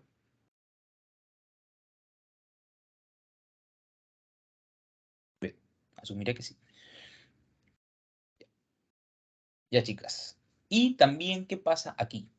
Ya, eso es algo también importante. Más que nada, para que entiendan. ¿No? Se los pueden preguntar de repente. Hay hormonas o factores hipotalámicos, ¿ya? Y hay de dos tipos: las hormonas liberadoras y lo que son las hormonas inhibidoras. Estas hormonas están producidas por el hipotálamo. El hipotálamo va a producir CRH, GnRH y TRH. También va a producir GIH y va a producir dopamina, ¿ya? Esto lo va a producir y va a mandar esta hormona ¿a dónde? a la hipófisis, a todo en conjunto, ¿ya? A todo en conjunto, ¿ya? Va a actuar sobre la hipófisis, ¿ya? Pero ¿cómo va a actuar sobre la hipófisis? Va a actuar mediante un mecanismo endocrino, ¿verdad? Un mecanismo endocrino a través de los vasos sanguíneos, ¿ya? Miren acá. Entonces, el hipotálamo produce CRH, ¿ya? Y esta CRH, ¿qué es la CRH? Es la corticotropina release hormone, ¿ya? Es la hormona liberadora de corticotropina, ¿ya? Entonces, esta hormona llega a la hipófisis y va a darle la señal para que produzca ACTH, ¿ya? Igual con todas, ¿no? Esta de aquí, la GnRH, se produce en el hipotálamo y la manda a la hipófisis para que produzca GH. ¿Ya se acuerdan, no? La luteinizante, la folículo estimulante. Igual aquí, la TRH, ¿ya? La TRH se secreta en el hipotálamo, va a la hipófisis y le da la señal a la hipófisis para que libere TSH o para que produzca TSH, ¿ya? Entonces eso es lo mismo. Entonces yo les he mencionado hace un rato para que me lo entiendan mejor. Yo se los he mencionado hace un rato que la adenihipófisis, la neurohipófisis, perdón, la adenihipófisis específicamente, ¿no? Produce hormonas, ¿verdad? Pero ¿cómo produce estas hormonas? Por la señal del hipotálamo. ¿Y qué señal le manda el hipotálamo? Estas de acá, estas hormonas, ¿verdad? Si el hipotálamo falla, entonces la hipófisis no podría producir o no podría liberar nada de esto, no podría producir ni liberar nada de esto, ¿ya? Produce hormonas liberadoras y también produce hormonas inhibidoras. En las hormonas inhibidoras tenemos a la somatostatina, que va a inhibir la, la liberación de TSH, y la dopamina, que va a inhibir la síntesis de prolactina, ¿ya? ¿Alguien tiene alguna pregunta? Chicas, pregunten, no se queden con la duda. Lo vuelvo a repetir para que se les quede más claro, ¿ya? La hipófisis produce hormonas, ¿verdad? Estas hormonas son secretadas hacia sus células, hacia órganos diana, y estos órganos diana generan una acción, ¿verdad? Lo mismo pasa en este caso. En este caso, para que la adenihipófisis produzca estas hormonas, requiere una señal, y esa señal ¿de dónde viene? Del hipotálamo. ¿Mediante qué hormonas? Mediante estas hormonas liberadoras o hormonas inhibidoras, ¿ya? Ya, entonces, espero haya quedado claro. Y veamos ahora lo que es la irrigación hipofisiaria. ¿Ya? La irrigación hipofisiaria. Chicas, acá solo tienen que recordar estos tres puntos. El plexo capilar primario, que lo vamos a encontrar aquí con el número 2, ¿ya? Que se va a encontrar en el infundíbulo de la neurohipófisis. Tenemos que recordar acá con el número 3 a las venas portales hipofisiarias, que tenemos aquí, que va a estar en relación con lo que es la adenihipófisis, ¿bien? A la altura del tallo hipofisiario. Y finalmente el plexo capilar secundario con el número 4, que se encuentra en la adenihipófisis, ¿ya? En la adenihipófisis. ¿Ya, chicas? No, preguntas de esto no recuerdo, no he visto, ¿ya? Pero por si acaso. Ya, chicas, ¿qué hora es? Son las 11:15. Ya, lo que viene ya es más rápido, así que vamos a tomarnos un descanso. Tomen 5 minutos, respiren un rato, coman algo, tomen agua, y en 5 minutos volvemos, ¿ya?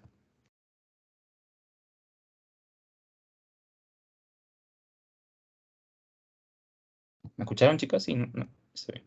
5 minutos. Sí, sí te escucho. Y ok, en 5 minutos volvemos, ¿sí? 5 minutos. Párense un rato, tomen aire para que puedan seguir prestando atención.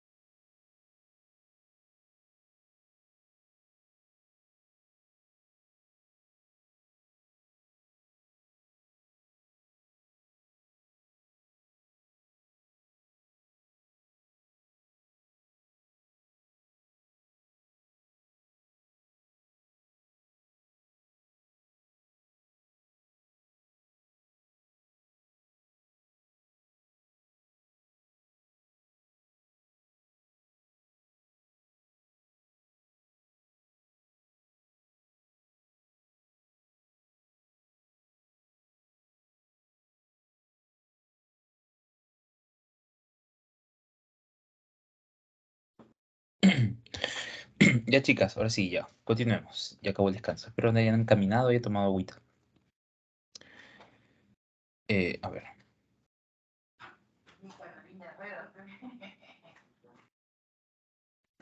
Me confirman si se puede ver la pantalla, por favor. ¿Se ve la pantalla? Sí, sí se ve. Ya, genial. Ya, chicas, entonces ya vimos a la adenohipófisis y a la neurohipófisis, ¿no? En conjunto, la hipófisis o glándula maestra pituitaria. Ok. Ahora veamos las glándulas pineales, las glándulas que faltan, ¿ya? La glándula pineal, ¿dónde la vamos a encontrar? En el techo del tercer ventrículo. Tiene un peso aproximado de 120 gramos. El máximo desarrollo ocurre ¿a qué edad? A los 10 años. Desde en adelante empieza a calcificarse, ¿ya? Empieza a involucionar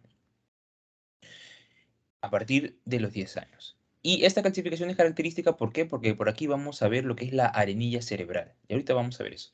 Entonces veamos su estructura, ¿ya? Tiene diferentes células que componen a la glándula pineal. Tenemos a los pinealocitos o células parenquimales, ¿no? Que se encuentran en el estroma, las células gliales o intersticiales, los mastocitos y la famosa arenilla cerebral, ¿ya? A ver, entonces, los pinealocitos, que son la estructura que tienen que recordar de la glándula pineal, ¿no? Es fácil de recordar porque por ahí va el nombre, ¿no? Pineal, pinealocitos, pineal. ¿Qué tiene esto? Bien, tiene una comunicación directa con la retina, ¿ya? Con la retina, o sea, se comunica con el ojo. Acá un detalle, son más redondas que las células gliales, ya son más redondas que las células gliales. Esto es para identificarlo a nivel histológico, ya no es muy preciso, pero se caracteriza por eso, por ser más redondas que las células gliales, ¿no? Que son estas, porque también vamos a encontrar células gliales en la estructura de la glándula pineal. ¿Verdad? Mastocitos, acuérdense, mastocitos se encuentran en el tejido conjuntivo que conforma esta glándula. Y la arenilla cerebral va a hacer una calcificación, ¿ya? La arenilla cerebral van a ser calcificaciones que van a ser representativas de la involución de la glándula pineal. ¿Ya? Estas las vamos a observar con una radiografía simple, ¿no? Y se va a usar como una referencia a, a esta glándula, ¿verdad? Bien, ¿y cuál es la función de la glándula pineal, chicas? Producir melatonina. Entonces, ¿qué es importante que ustedes recuerden de aquí? Que la glándula pineal produce melatonina. Así de sencillo. La glándula pineal produce melatonina. Miren, acá lo encontramos en la glándula pineal. Acá tenemos a los pinealocitos, ¿no? Vamos a encontrar varias de estas células repartidas. Varias de estas células repartidas. Y miren acá esta célula glial. Miren esta célula glial. Ah, uy, no, acá está cortada la imagen, pero tiene una forma media rara, ya media redondita. Y acá está un clásico, esta imagen, por ejemplo, miren, esta forma de aquí no la pueden olvidar nunca, ¿no? Esta es una glándula pineal, ¿ya? Esta es una glándula pineal, no lo pueden olvidar. Y miren estos gránulos, ¿bien? Estos puntitos son la arenilla cerebral, ¿ya? Calcificaciones, calcificaciones. Las chicas, esta imagen, acuérdense bien, ya, eso nunca lo olviden, esto aquí se lo estoy señalando, nunca lo olviden. Bien, ¿qué hace la glándula pineal? Produce melatonina. Entonces, tenemos que hablar de lo que es la melatonina, ¿verdad? La melatonina es una hormona que, ¿qué tipo de hormona es una hormona cronobiológica? ¿Ya? Los nombres que le ponen, ¿no? Cronobiológica. Tiene que ver con el ciclo circadiano. ¿Qué va a hacer la melatonina? Va a inhibir a las gónadas. ¿Ya? Va a inhibir a las gónadas. ¿Y cómo va a inhibir a estas? Va a actuar a nivel del hipotálamo. ¿Ya? Recuerden que el hipotálamo produce la señal para que se produzcan la hormona folículo estimulante y la luteinizante, ¿verdad? Entonces, para evitar todo eso, actúa directamente sobre el hipotálamo. ¿Bien? Inhibe y esto va a determinar la aparición de la pubertad. ¿Ya? Entonces, la inhibición va a estar relacionada con la aparición de la pubertad. Con la inhibición de la pubertad. Bien, luego también vamos a encontrar en procesos de descompensación horaria, ¿no? El famoso jet lag. Vamos a encontrarla en el trastorno afectivo estacional, ya que es la alteración de respuestas estacionales. Luego también lo vamos a encontrar, bueno, esto de acá, recuérdenlo, ¿ya? Los niveles de melatonina están más altos durante la noche y disminuyen durante el día, ¿verdad? En un estímulo de oscuridad se va a secretar mayor cantidad de melatonina. Bien, sí, un ciclo circadiano. Chicas, ¿qué son los ciclos circadianos? Bien, acá les he puesto una imagen, esta imagen creo que está en su clase, que son los horarios comunes donde suceden acciones en nuestro organismo, ¿verdad? No sé si les ha pasado, pero por ejemplo, ¿no? Ustedes tienen una hora determinada para ir al baño, ¿no? No una hora exacta, ¿no? Pero un rango específico. Ya, una hora exacta para dormir. No sé si les ha pasado que un día se han quedado dormidos, si han dormido hasta el día siguiente exactamente 6 horas, o 6 horas y media, o 7 horas, ¿ya? Todo eso, todas esas cosas que están por default, si quieren verlo de esta manera, en nuestro organismo, se conoce como ciclo circadiano. ¿Ya? Esos son los ciclos circadianos. Esto es un promedio. Esto es un promedio de varios estudios, supongo que han hecho, y han sacado un promedio de lo que sucede a determinadas horas en personas normales, en personas promedio. ¿Ya? También recuerden que la melatonina, por excelencia, va a inducir al sueño. ¿Ya? Va a inducir al sueño. Es antioxidante y es una inmunomoduladora. Inmunomoduladora, ¿por qué? Porque, bueno, inhibe a las gónadas, ¿verdad? Es oncostática, cronobiótica, ¿no? También esos son detalles, no es muy importante. Acá que tienen que recordar que la melatonina actúa inhibiendo la GnRH, tiene relación con los ciclos circadianos, ¿no? Y que induce al sueño. ¿Ya? Y que induce al sueño. Y también acá, esto también es importante, ¿no? La regulación de la maduración sexual, ¿no? Que obviamente tiene que ver con la inhibición de las gónadas, ¿verdad? Y bueno, acá un detalle que se lo menciona en su clase es que esta melatonina es abundante en animales que hibernan, como por ejemplo los ositos, ¿no? Los osos. Ya, chicas, entonces ya vimos la glándula pineal. Acuérdense, glándula pineal, pinealocitos, ¿no? Principal célula característica de esta estructura y que produce melatonina, ¿verdad? Y que tiene que ver con procesos de ciclo circadiano, con sueño y con las gónadas, ¿ya? Y con la inhibición de las gónadas. Bien, entonces veamos ahora lo que es la glándula tiroides. Bien, su origen es la invaginación del endodermo, ¿no? El conducto tirogloso. Está relacionado a la lengua, ¿no? Tanto así que vamos a poder encontrar rezagos en la base de la lengua, ¿no? Rezagos de su formación, vamos a encontrar rezagos en la lengua, de la formación de la glándula tiroides. ¿Dónde lo vamos a encontrar? En la región anterior del cuello y va a estar cerca a la laringe y a la tráquea. ¿Ya? La laringe y a la tráquea. Vean aquí, ¿no? La famosa forma de mariposa, ¿verdad? La famosa forma de mariposa. Acá vemos a la laringe y acá abajo tenemos a la tráquea, ¿no? En la parte anterior del cuello. Bien, tiene dos lóbulos que están unidos por un istmo y se encuentra justamente cerca de la glotis y de la tráquea, ¿verdad? Y esta glándula se encuentra recubierta por tejido conectivo. ¿Verdad? Dentro de su estructura tiene lo que son los folículos tiroideos. Y dentro de los folículos tiroideos tenemos lo que es el coloide, ¿ya? Es una especie de sustancia cartilaginosa. No es cartilaginosa, es una especie de sustancia. Es una sustancia. ¿Ya? Miren, acá la tenemos. Tenemos aquí al folículo tiroideo y dentro tenemos al coloide. ¿Ya? En el coloide, ¿qué va a suceder? Van a ocurrir diversos procesos para la síntesis de la tirotropina, perdón, de la T4 y la T3, ya que son las hormonas que produce esta glándula. Ahorita lo vamos a ver. Bien, son redondeadas y están cubiertas por epitelio simples de células foliculares, ¿ya? Que pueden ser tanto cúbicas o planas según la porción o según el tipo de persona. Miren acá. ¿Verdad? Acá está el folículo tiroideo, ¿bien? El folículo tiroideo. Y miren aquí células cúbicas, ¿verdad? Son células cúbicas. Miren, esta imagen tampoco nunca la deben olvidar, chicas. Es súper característico, ¿ya? Los folículos tiroideos. Tamaño, bueno, de 0,2 a 1 milímetros y van a depender de la estimulación que reciba de la glándula pituitaria, ¿verdad? De la TSH.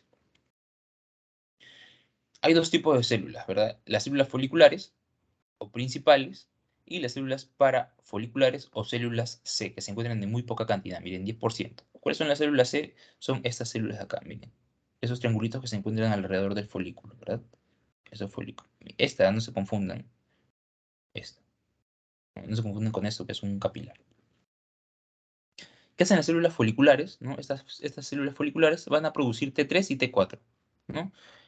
T3 es triyodotironina y la T4 es tetrayodotironina. ¿Ya? Estas hormonas son las principales de la glándula tiroides y tienen que ver con procesos metabólicos. ¿Ya? Procesos metabólicos. ¿Ya? T3, que es triyodotironina, y T4, tetrayodotironina. ¿Ya? Producidas ¿dónde? En las células foliculares que conforman al folículo tiroideo de la glándula tiroides. Y las células C, ¿qué hacen? Producen la calcitonina, ¿verdad? ¿Se acuerdan? Yo ya les he hablado bastante de lo que es la calcitonina, que, que disminuye la resorción ósea, ¿verdad? Que disminuye los niveles de calcio en sangre. Bien, acá, chicas, una cosa, un dato importante que tienen que recordar de las glándulas tiroides es que es la única glándula que almacena sus hormonas extracelularmente, ¿ya? ¿Dónde las almacena? En el coloide, ¿ya? En el coloide, con el nombre de tiroglobulina, ¿ya? Tiroglobulina. Entonces, recuerden esto es importante, almacena sus hormonas, ¿no? Y usualmente ¿qué pasa normalmente? Se secreta, recibe la señal del órgano, produce la hormona y la secreta inmediatamente, ¿verdad? Pero en este caso no, la almacena, ¿verdad? La almacena. Y una vez que recibe la señal ya es liberada. Bien, ¿cuál es la función? La función de la glándula tiroides es regular el metabolismo y producir y liberar las hormonas tiroideas T3 y T4, ¿ya? Acuérdense, triyodotironina y tetrayodotironina. Bien, chicas, y acá una imagen histológica que nunca deben olvidar, ¿no? Que es el mismo folículo tiroideo, ¿ya? Acuérdense, células cúbicas, al centro clarito, ¿no? El famoso coloide, que es donde se va a almacenar la tiroglobulina, ¿ya? La tiroglobulina. Entonces, veamos aquí lo que es la síntesis, almacenamiento y liberación de las hormonas tiroideas. Chicas, de aquí hay un cuadro bien bacán que está en el libro de Kiersebbaum, bueno, se los he puesto aquí, no lo vamos a ver todo porque es bastante, pero se los recomiendo que lo lean por si acaso, si es que se ponen exquisitos y preguntan cositas minuciosas, ¿ya? Les los recomiendo bastante. Bien, entonces acá tenemos lo que es la fase exocrina, ¿no? Pero ¿qué tienen que recordar? Eso es lo que tienen que recordar ustedes, a la fase exocrina y la fase endocrina, ¿verdad? La síntesis, el almacenamiento y la liberación de las hormonas tiroideas está regida en dos fases, la fase exocrina y la fase endocrina, ¿ya? En la fase exocrina, ¿qué sucede, verdad? ¿Qué sucede? Se va a sintetizar y se va a almacenar la tiroglobulina. Ya les dije dónde se almacena la tiroglobulina, ¿verdad? ¿En dónde? En el centro del folículo tiroideo, ¿verdad? En el coloide. En el coloide.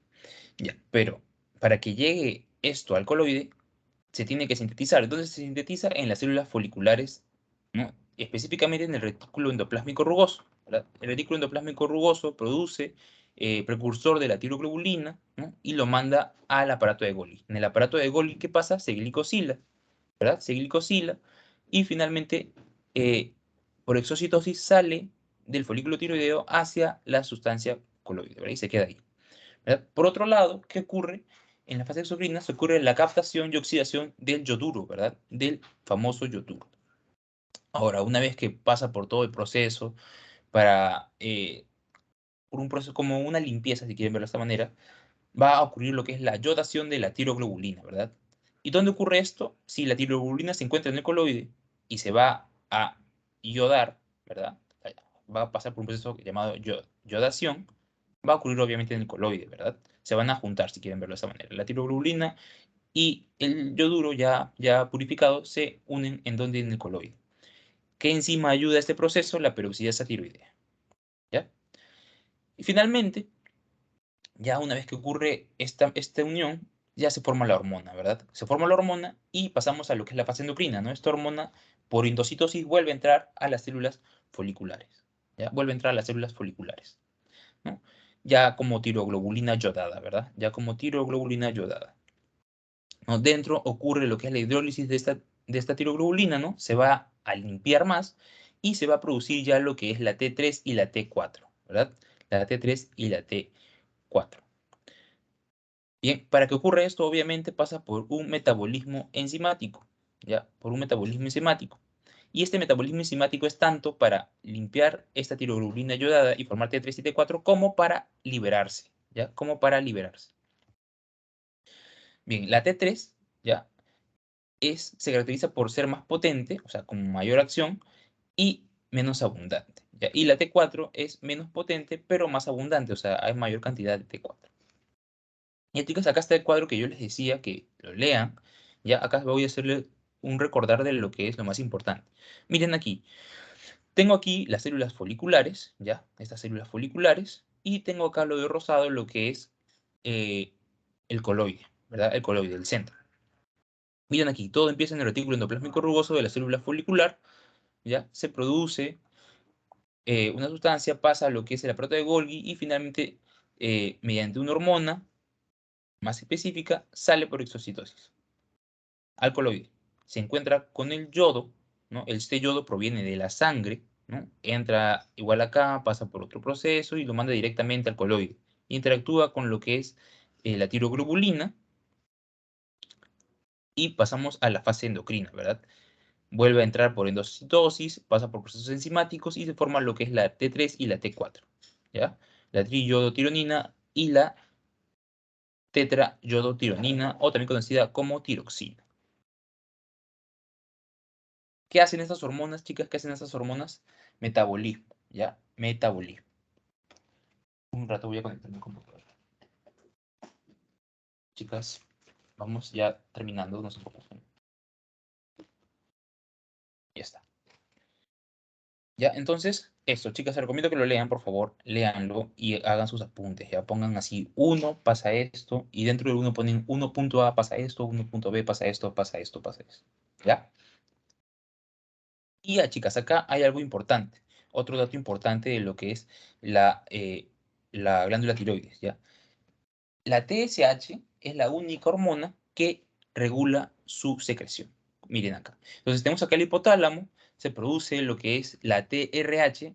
Cuando vean RH, ustedes acuérdense que se produce en el hipotálamo. ¿Por qué? Porque RH es Release Hormone, ya es en inglés, hormona liberadora. La TRH se libera y va a la hipófisis, estimula a la adenohipófisis para que produzca TSH, ¿verdad? Hormona estimulante de la tirotropina, ¿verdad? Hormona estimulante de la tirotropina. No, va a actuar a nivel de la glándula tiroides, ¿verdad?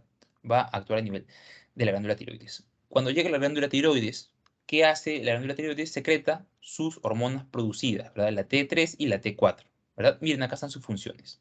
Crecimiento, desarrollo, metabolismo y producción de calor corporal, ¿no? La T4 actúa a nivel del riñón y del hígado, ¿ya? Se vuelve T3 y realiza diferentes acciones, ¿verdad?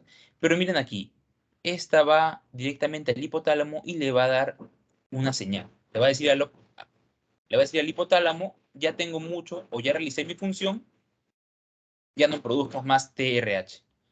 Ya no produzcas más TRH. ¿Y con qué hormona hace esto? Con la somatostatina. ¿Ya? Con la somatostatina, que ya se los mencioné también en un cuadro anterior, ¿verdad? La somatostatina, ¿no? Una hormona inhibidora que actúa a nivel de la adenohipófisis, inhibiendo que la producción de TSH, ¿ya? Pero acá, de todo lo que les he explicado, ¿qué es lo importante? Acá, la TSH tiene una retroalimentación que regula su secreción, ¿ya? Tiene una retroalimentación que regula su secreción. En este caso, a esto se le conoce como feedback negativo, ¿ya, chicas? Feedback negativo. Les mencioné, ¿se acuerdan, no? Lo que es el feedback positivo, ¿verdad? Hay un estímulo, se produce una hormona y esta hormona hace que el estímulo incremente para que se siga produciendo esta hormona, ¿verdad?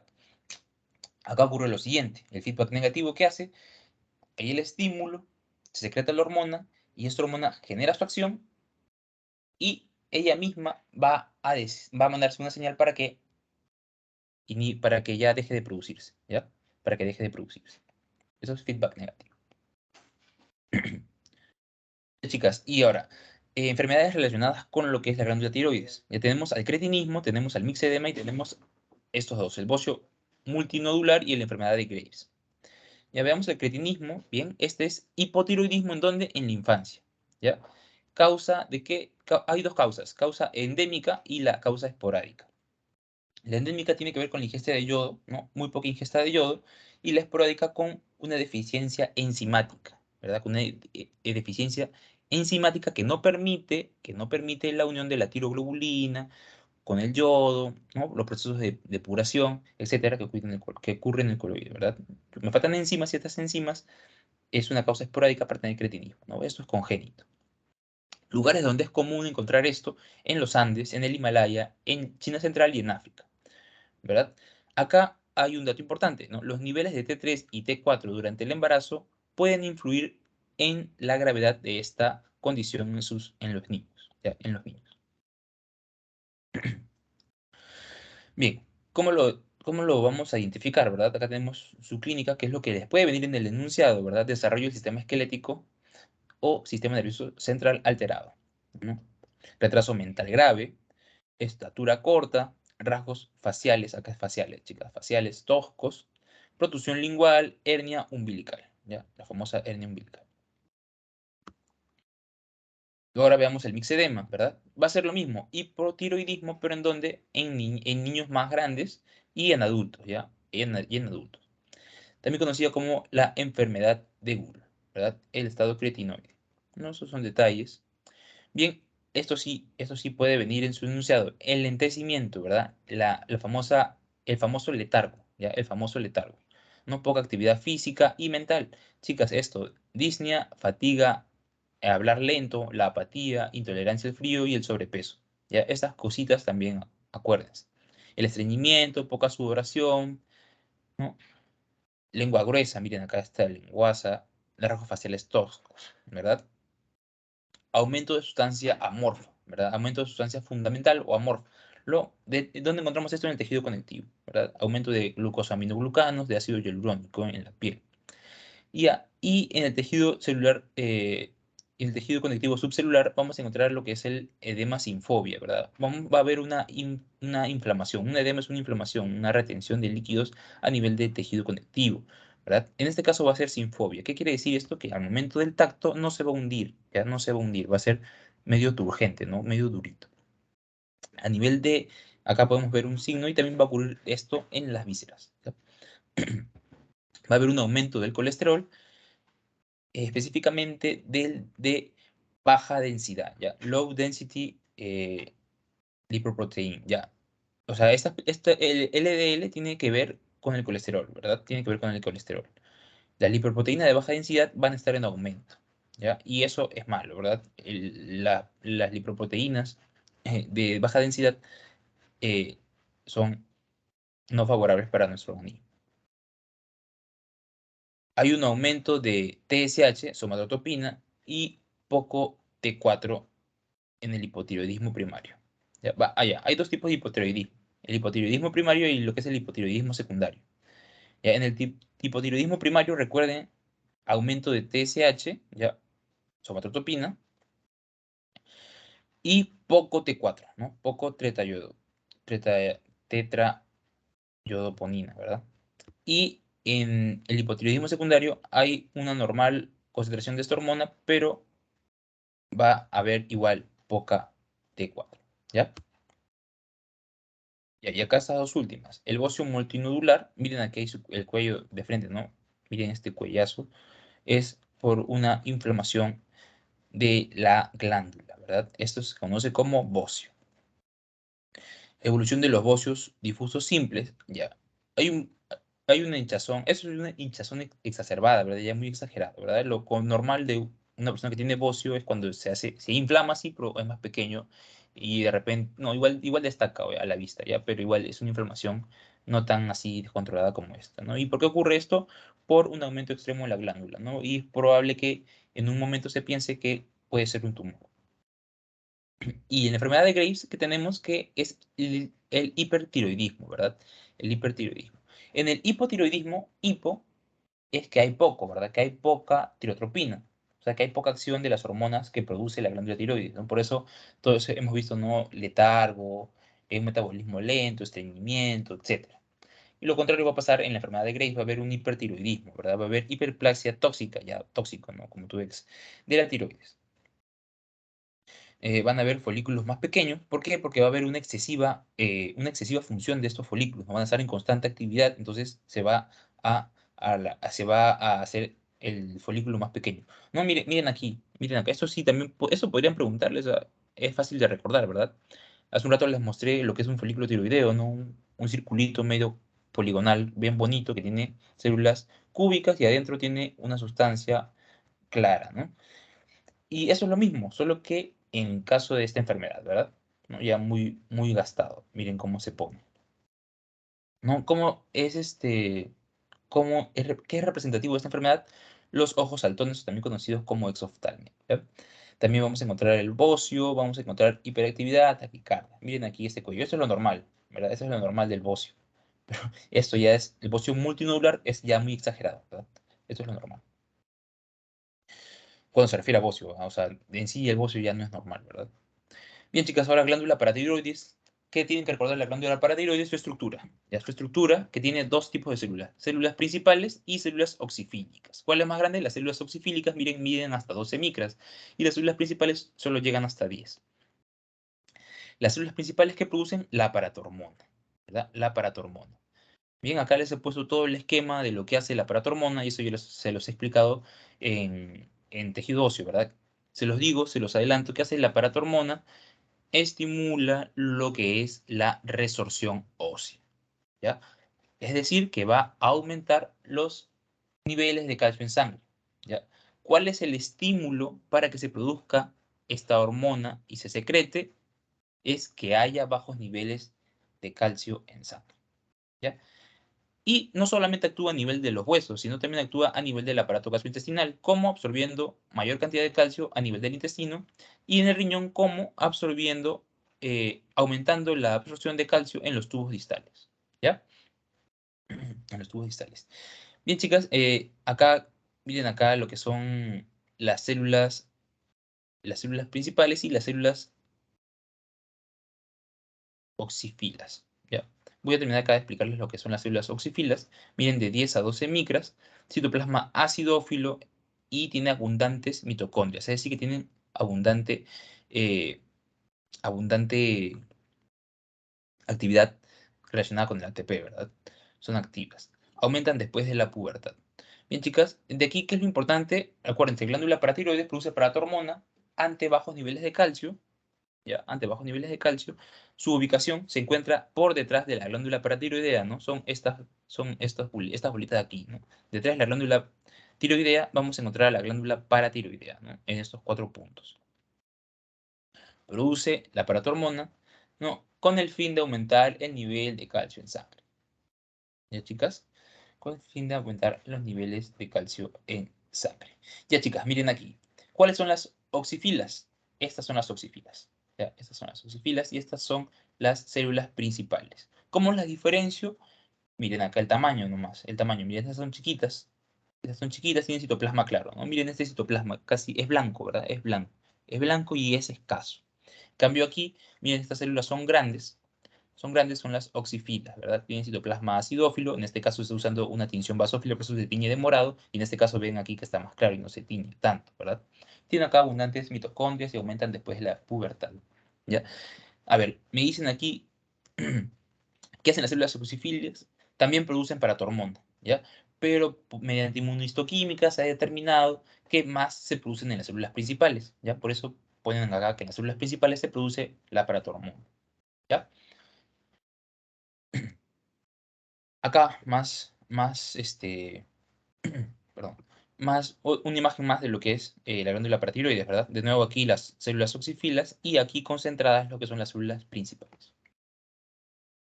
Ya, chicas, llegamos a lo que es la glándula suprarrenal o también conocida como glándula adrenal, ¿ya? Glándula adrenal.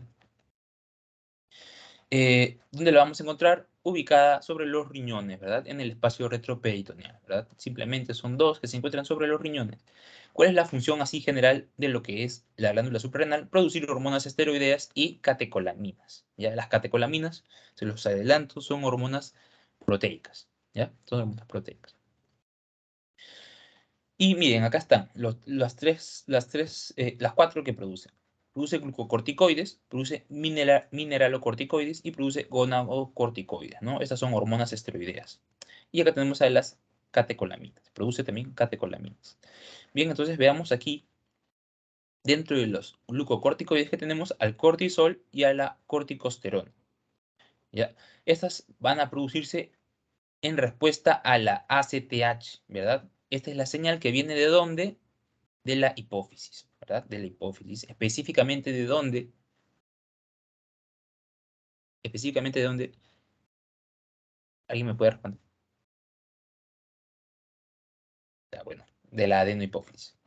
interviene el metabolismo de carbohidratos, de proteínas y lípidos. ¿Bien? Van a suprimir la respuesta inmune, ¿ya? Van a suprimir la respuesta inmune. Chicas, acuérdense, el cortisol es la hormona del estrés, ¿ya? Por excelencia, ustedes tienen que recordar, el cortisol es la hormona del estrés.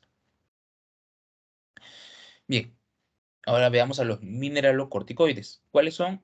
Acá tienen que recordar a la aldosterona, ¿verdad? Se produce por la estimulación de la angiotensina 2 y también de la ACTH, ¿verdad? De la ACTH. A nivel del tubo colector distal es donde va a actuar la aldosterona. También actúa a nivel de las glándulas salivales y de las glándulas sudoríparas. ¿Qué hace? ¿Cuál es la función de la aldosterona? Favorecer la reabsorción de agua y de sodio, ¿verdad? Y también la secreción de potasio e iones hidrógeno. Bien, entonces, si reabsorbe agua y reabsorbe sodio, tiene que ver también aquí, la aldosterona va a ser una hormona relacionada con la presión arterial, ¿no? Con la elevación de la presión arterial. Eso apúntenlo por ahí porque es importante. Luego tenemos a las gonadocorticoides, ¿no? O también conocidas como andrógenos, ¿ya? Tenemos aquí esta hormona de acá, la DHEA, la deshidroepiandrosterona, ¿verdad? Y también va a producir la androstenediona, ¿bien? ¿Estas qué son? Son hormonas esteroideas que derivan del colesterol. Ahorita las vamos a ver en las siguientes diapositivas, ¿ya? Que tienen relación con lo que son aumento de vellos, aumento de glándulas sudoríparas, sudoración, etc. ¿Ya? Y finalmente tenemos a las catecolaminas, que son la adrenalina y la noradrenalina, ¿verdad? Que tienen que ver con qué? Con activación, ¿ya? Con activación. Ahorita lo vamos a ver. ¿Cuál es el estímulo frente al cual actúa la ACTH? ¿No? El estrés, el ayuno, infección, algún tipo de infección, el efecto de drogas, hemorragias, ¿ya? ¿Qué pasa frente a estos estímulos? Son detectados, ¿por qué? Por el hipotálamo, y el hipotálamo libera la hormona liberadora de corticotropina, ¿verdad? Esta hormona va a la hipófisis, estimula a la adenohipófisis para que se produzca la hormona corticotropa que va a actuar a nivel de dónde? De las glándulas suprarrenales, ¿verdad? De las glándulas suprarrenales. Entonces, para que se ocurra la síntesis de estas hormonas, tiene que haber esos estímulos, ¿no? Y recordar que primero va al hipotálamo, luego pasa a la hipófisis y luego pasa a estas glándulas respectivamente, ¿verdad? La estructura de la glándula. Tiene dos cosas, la corteza y la médula, ¿ya? Corteza y médula, acuérdense bien. Veamos entonces aquí lo que es la corteza suprarrenal, ¿bien? Tiene origen mesodermo celómico intermedio. Acuérdense de esto, ¿por qué, chicas? Porque la médula también tiene otro diferente origen, ¿ya? Tiene otro diferente origen, mesodermo celómico intermedio. Ese es el origen de la corteza suprarrenal. Las generalidades, o sea, características comunes de lo que es la corteza suprarrenal, ¿no? Se va a encontrar debajo de la cápsula, ¿verdad? Estas glándulas tienen una cápsula de tejido conectivo y la corteza va a representar el 90% del peso de esta glándula. Bien, carece de circulación venosa, chicas, esto es importante, carece de circulación venosa. No solo va a tener circulación arterial, ¿ya? ¿De dónde proviene esta irrigación arterial? De la arteriola capsular. Y otra característica importante que tienen que recordar de la corteza suprarrenal es que sus hormonas no están almacenadas en gránulos. ¿Por qué, chicas? Porque son esteroideas. Ya. A ver, y ahora la corteza tiene tres zonas. La zona glomerular, que está debajo de la cápsula, ¿no? Que es esta chiquita de aquí. La zona fasciculada. Y finalmente debajo la zona reticular, que es la que está en contacto con la médula. ¿Ya? En la zona glomerular, ¿qué vamos a ver? ¿No? Ya les dije, está debajo de la cápsula. Vamos a encontrar células piramidales que van a estar en grupos, ¿ya? Y arqueadas. Van a encontrarse de dos formas, ¿no? En formas de grupos redondos o en forma arqueada. Y van a estar rodeados de capilares, ¿ya? Van a estar rodeados de capilares.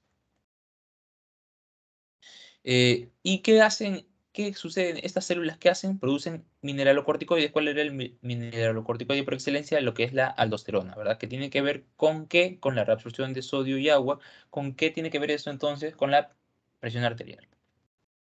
La zona fasciculada tiene el 80%, ¿no? Es la más grande. Y vamos a encontrar aquí células en columnas rodeadas de capilares, ¿ya? Estas células son poliédricas y tienen citoplasma vaculado o espumoso.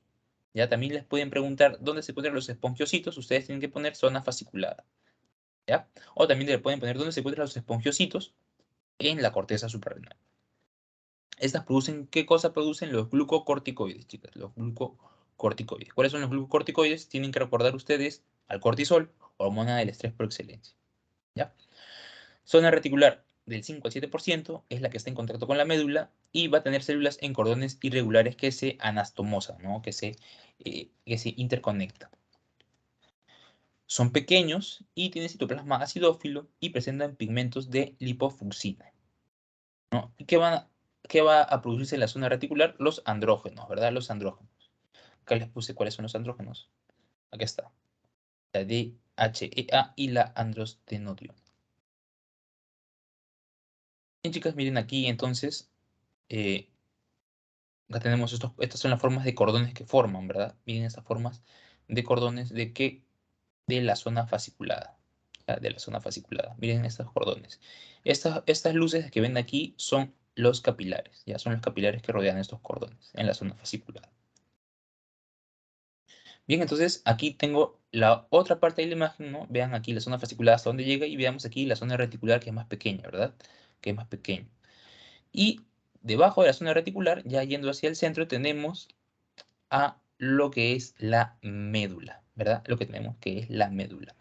Esta luz de acá es característico de una vena, ¿ya? De una vena. Entonces, veamos las generalidades de la médula suprarrenal. Tenemos que va a almacenar sus hormonas en gránulos, ¿ya? Van a ser, ¿por qué las almacenan en gránulos? Porque son proteicas, ¿ya? A diferencia de las hormonas que se producen en la corteza, ¿ya? En este caso, como son proteicas, necesitan ser en gránulos para que puedan ser secretadas. Y estas se van a liberar frente al estrés, ¿ya? Frente al estrés que va a haber una alta cantidad de secreción de estas hormonas proteicas. Y miren aquí, chicas, otra diferencia con la corteza. La circulación venosa y arterial sí está presente, ¿verdad? Acá encontramos, miren, una vena gigante, ¿no? Y también vamos a encontrar por ahí capilares. Ya a diferencia de la corteza, que no hay circulación venosa. Bien, la función de la médula es generar lo que es la vasoconstricción, la hipertensión, la taquicardia y la hiperglicemia, ¿no? Hiperglicemia es el aumento de glucosa en sangre. ¿Cómo lo hace? A través de estas dos hormonas, ¿no? La adrenalina y la noradrenalina, ¿ya? La adrenalina que va a generar taquicardia y vasodilatación en órganos esenciales, ¿ya? Va a evitar dañar órganos esenciales. Pero va a generar vasoconstricción en órganos también que necesita, ¿verdad? Va a generar vasoconstricción y vasodilatación. Vasodilatación en órganos importantes y vasoconstricción en órganos que necesiten en ese momento. También tiene que ver con la broncodilatación y la noradrenalina tiene que ver netamente con la vasoconstricción e hipertensión, ¿verdad? Un dato importante, chicas, de la noradrenalina es que es un neurotransmisor simpático muy importante, ¿ya? Neurotransmisor simpático. Entonces aquí veamos la estructura de la médula. Tiene dos células importantes, las células ganglionares y las células cromafines, ¿ya? O también conocidas como feocromocitos. Las células cromafines son importantes, ¿por qué? Porque tienen gránulos. Y estos gránulos, miren acá, desde aquí se ven los gránulos, chicas. Miren estos gránulos de estas células cromafines. Estos gránulos, ¿qué hacen? Almacenan a la epinefrina o norepinefrina, ¿verdad? ¿Qué más? Son abundantes, tienen formas de cordones unidos. Miren aquí, miren acá. Acá pueden ver una forma de cordón, ¿no? Una forma de cordón. Y acá ven la forma de nido, ¿verdad? Miren, como un círculo amorfo. Ya, chicas, entonces ya les dije que hace la epinefrina o norepinefrina. Es lo mismo, ya. Adrenalina, epinefrina es igual. Y la noradrenalina o norepinefrina es igual, ¿no? Y finalmente tenemos a las neuronas ganglionares que están ahí de sostén, ¿verdad? Ayudando también al proceso, ¿no? Estas son las que mandan señales, obviamente también, ¿no? Son las que mandan los estímulos. Son escasas. Miren, aquí tenemos lo que es la médula. Miren, esa es una forma típica de lo que es el nido, ¿no? La forma de nido. Acá tenemos la luz. Y miren aquí cómo encontramos a estas células cromafines. Miren, aquí encontramos este circulito de aquí, es lo que es una neurona ganglionar, ¿no? Una célula ganglionar. Ya. ¿Qué más tenemos? Ya, chicas, y esta imagen ya para terminar me parece un buen resumen, ¿verdad? Miren, acá tenemos a la glándula suprarrenal que se va a encontrar sobre el riñón. Tenemos aquí la corteza y la médula, ¿verdad? Y miren aquí, la cápsula, obviamente tejido conectivo. Debajo encontramos a todo lo que es todo lo que es, uy, perdón, a todo lo que es la corteza. Todo esto es la corteza. Y acá tenemos lo que es la médula, ¿verdad? Que es la médula. Tenemos las tres zonas, la zona glomerular, la zona fasciculada y la zona reticular, que es la más pequeña y que está en contacto con la médula. Todas estas células características que producen hormonas esteroideas, ¿verdad? Miren, mineralocorticoides en la zona glomerular, glucocorticoides en la zona fasciculada y gonadocorticoides en la zona reticular. Mientras que la médula produce hormonas proteicas, ¿verdad? Las famosas catecolaminas, chicas, las famosas catecolaminas, nunca lo olviden. Y miren, aquí también pueden identificar, ¿no? Que hay circulación solo arterial, ¿no? Solo arterial en lo que es la corteza y hay circulación tanto venosa como arterial en lo que es la médula, chicas. Y acá miren cómo es que llega la señal a estas células que se encuentran en la médula para la producción de noradrenalina, ¿no? Específicamente estas son células, perdón, estas son neuronas simpáticas, ¿verdad? Son neuronas simpáticas. ¿Por qué? Porque son activadoras. Y justamente tiene que ver con la función de la adrenalina y la noradrenalina. Bien, chicas, ¿alguien tiene alguna pregunta? Hasta ahí. Yo tenía una pregunta, disculpa. Sí, sí, dime.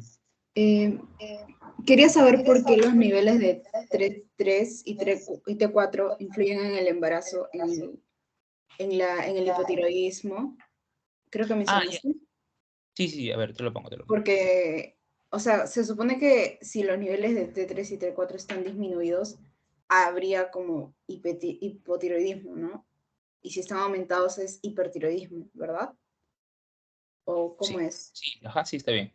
A ver, ¿dónde es? Acá Sino que está. ahí decía que creo que a mayores niveles en el Acá. embarazo, ajá, No, acá, o sea, no. o no. Acá está, miren. Es los niveles de T3 y T4 durante el embarazo, ya, puede influir en el desarrollo del feto. Y ese niño puede nacer con problemas como este, ¿no? Como el cretinismo. Específicamente cuando se refiere a esta causa esporádica, ¿verdad? Porque esto es congénito. O sea, el niño va a nacer ya con ese problema, ¿verdad? ¿Y esto Ajá. por qué puede ocurrir? Por una alteración de los niveles de T3 y T4 durante el embarazo. Independientemente si es mucho o independientemente si es poco, ¿ah? Puede ser de los dos casos. Si la mamá tiene hipotiroidismo, puede ocurrir, existe la posibilidad de que ocurra lo que es el cretinismo. O si la mamá tiene hipertiroidismo, también puede ocurrir que el niño nazca con esta condición.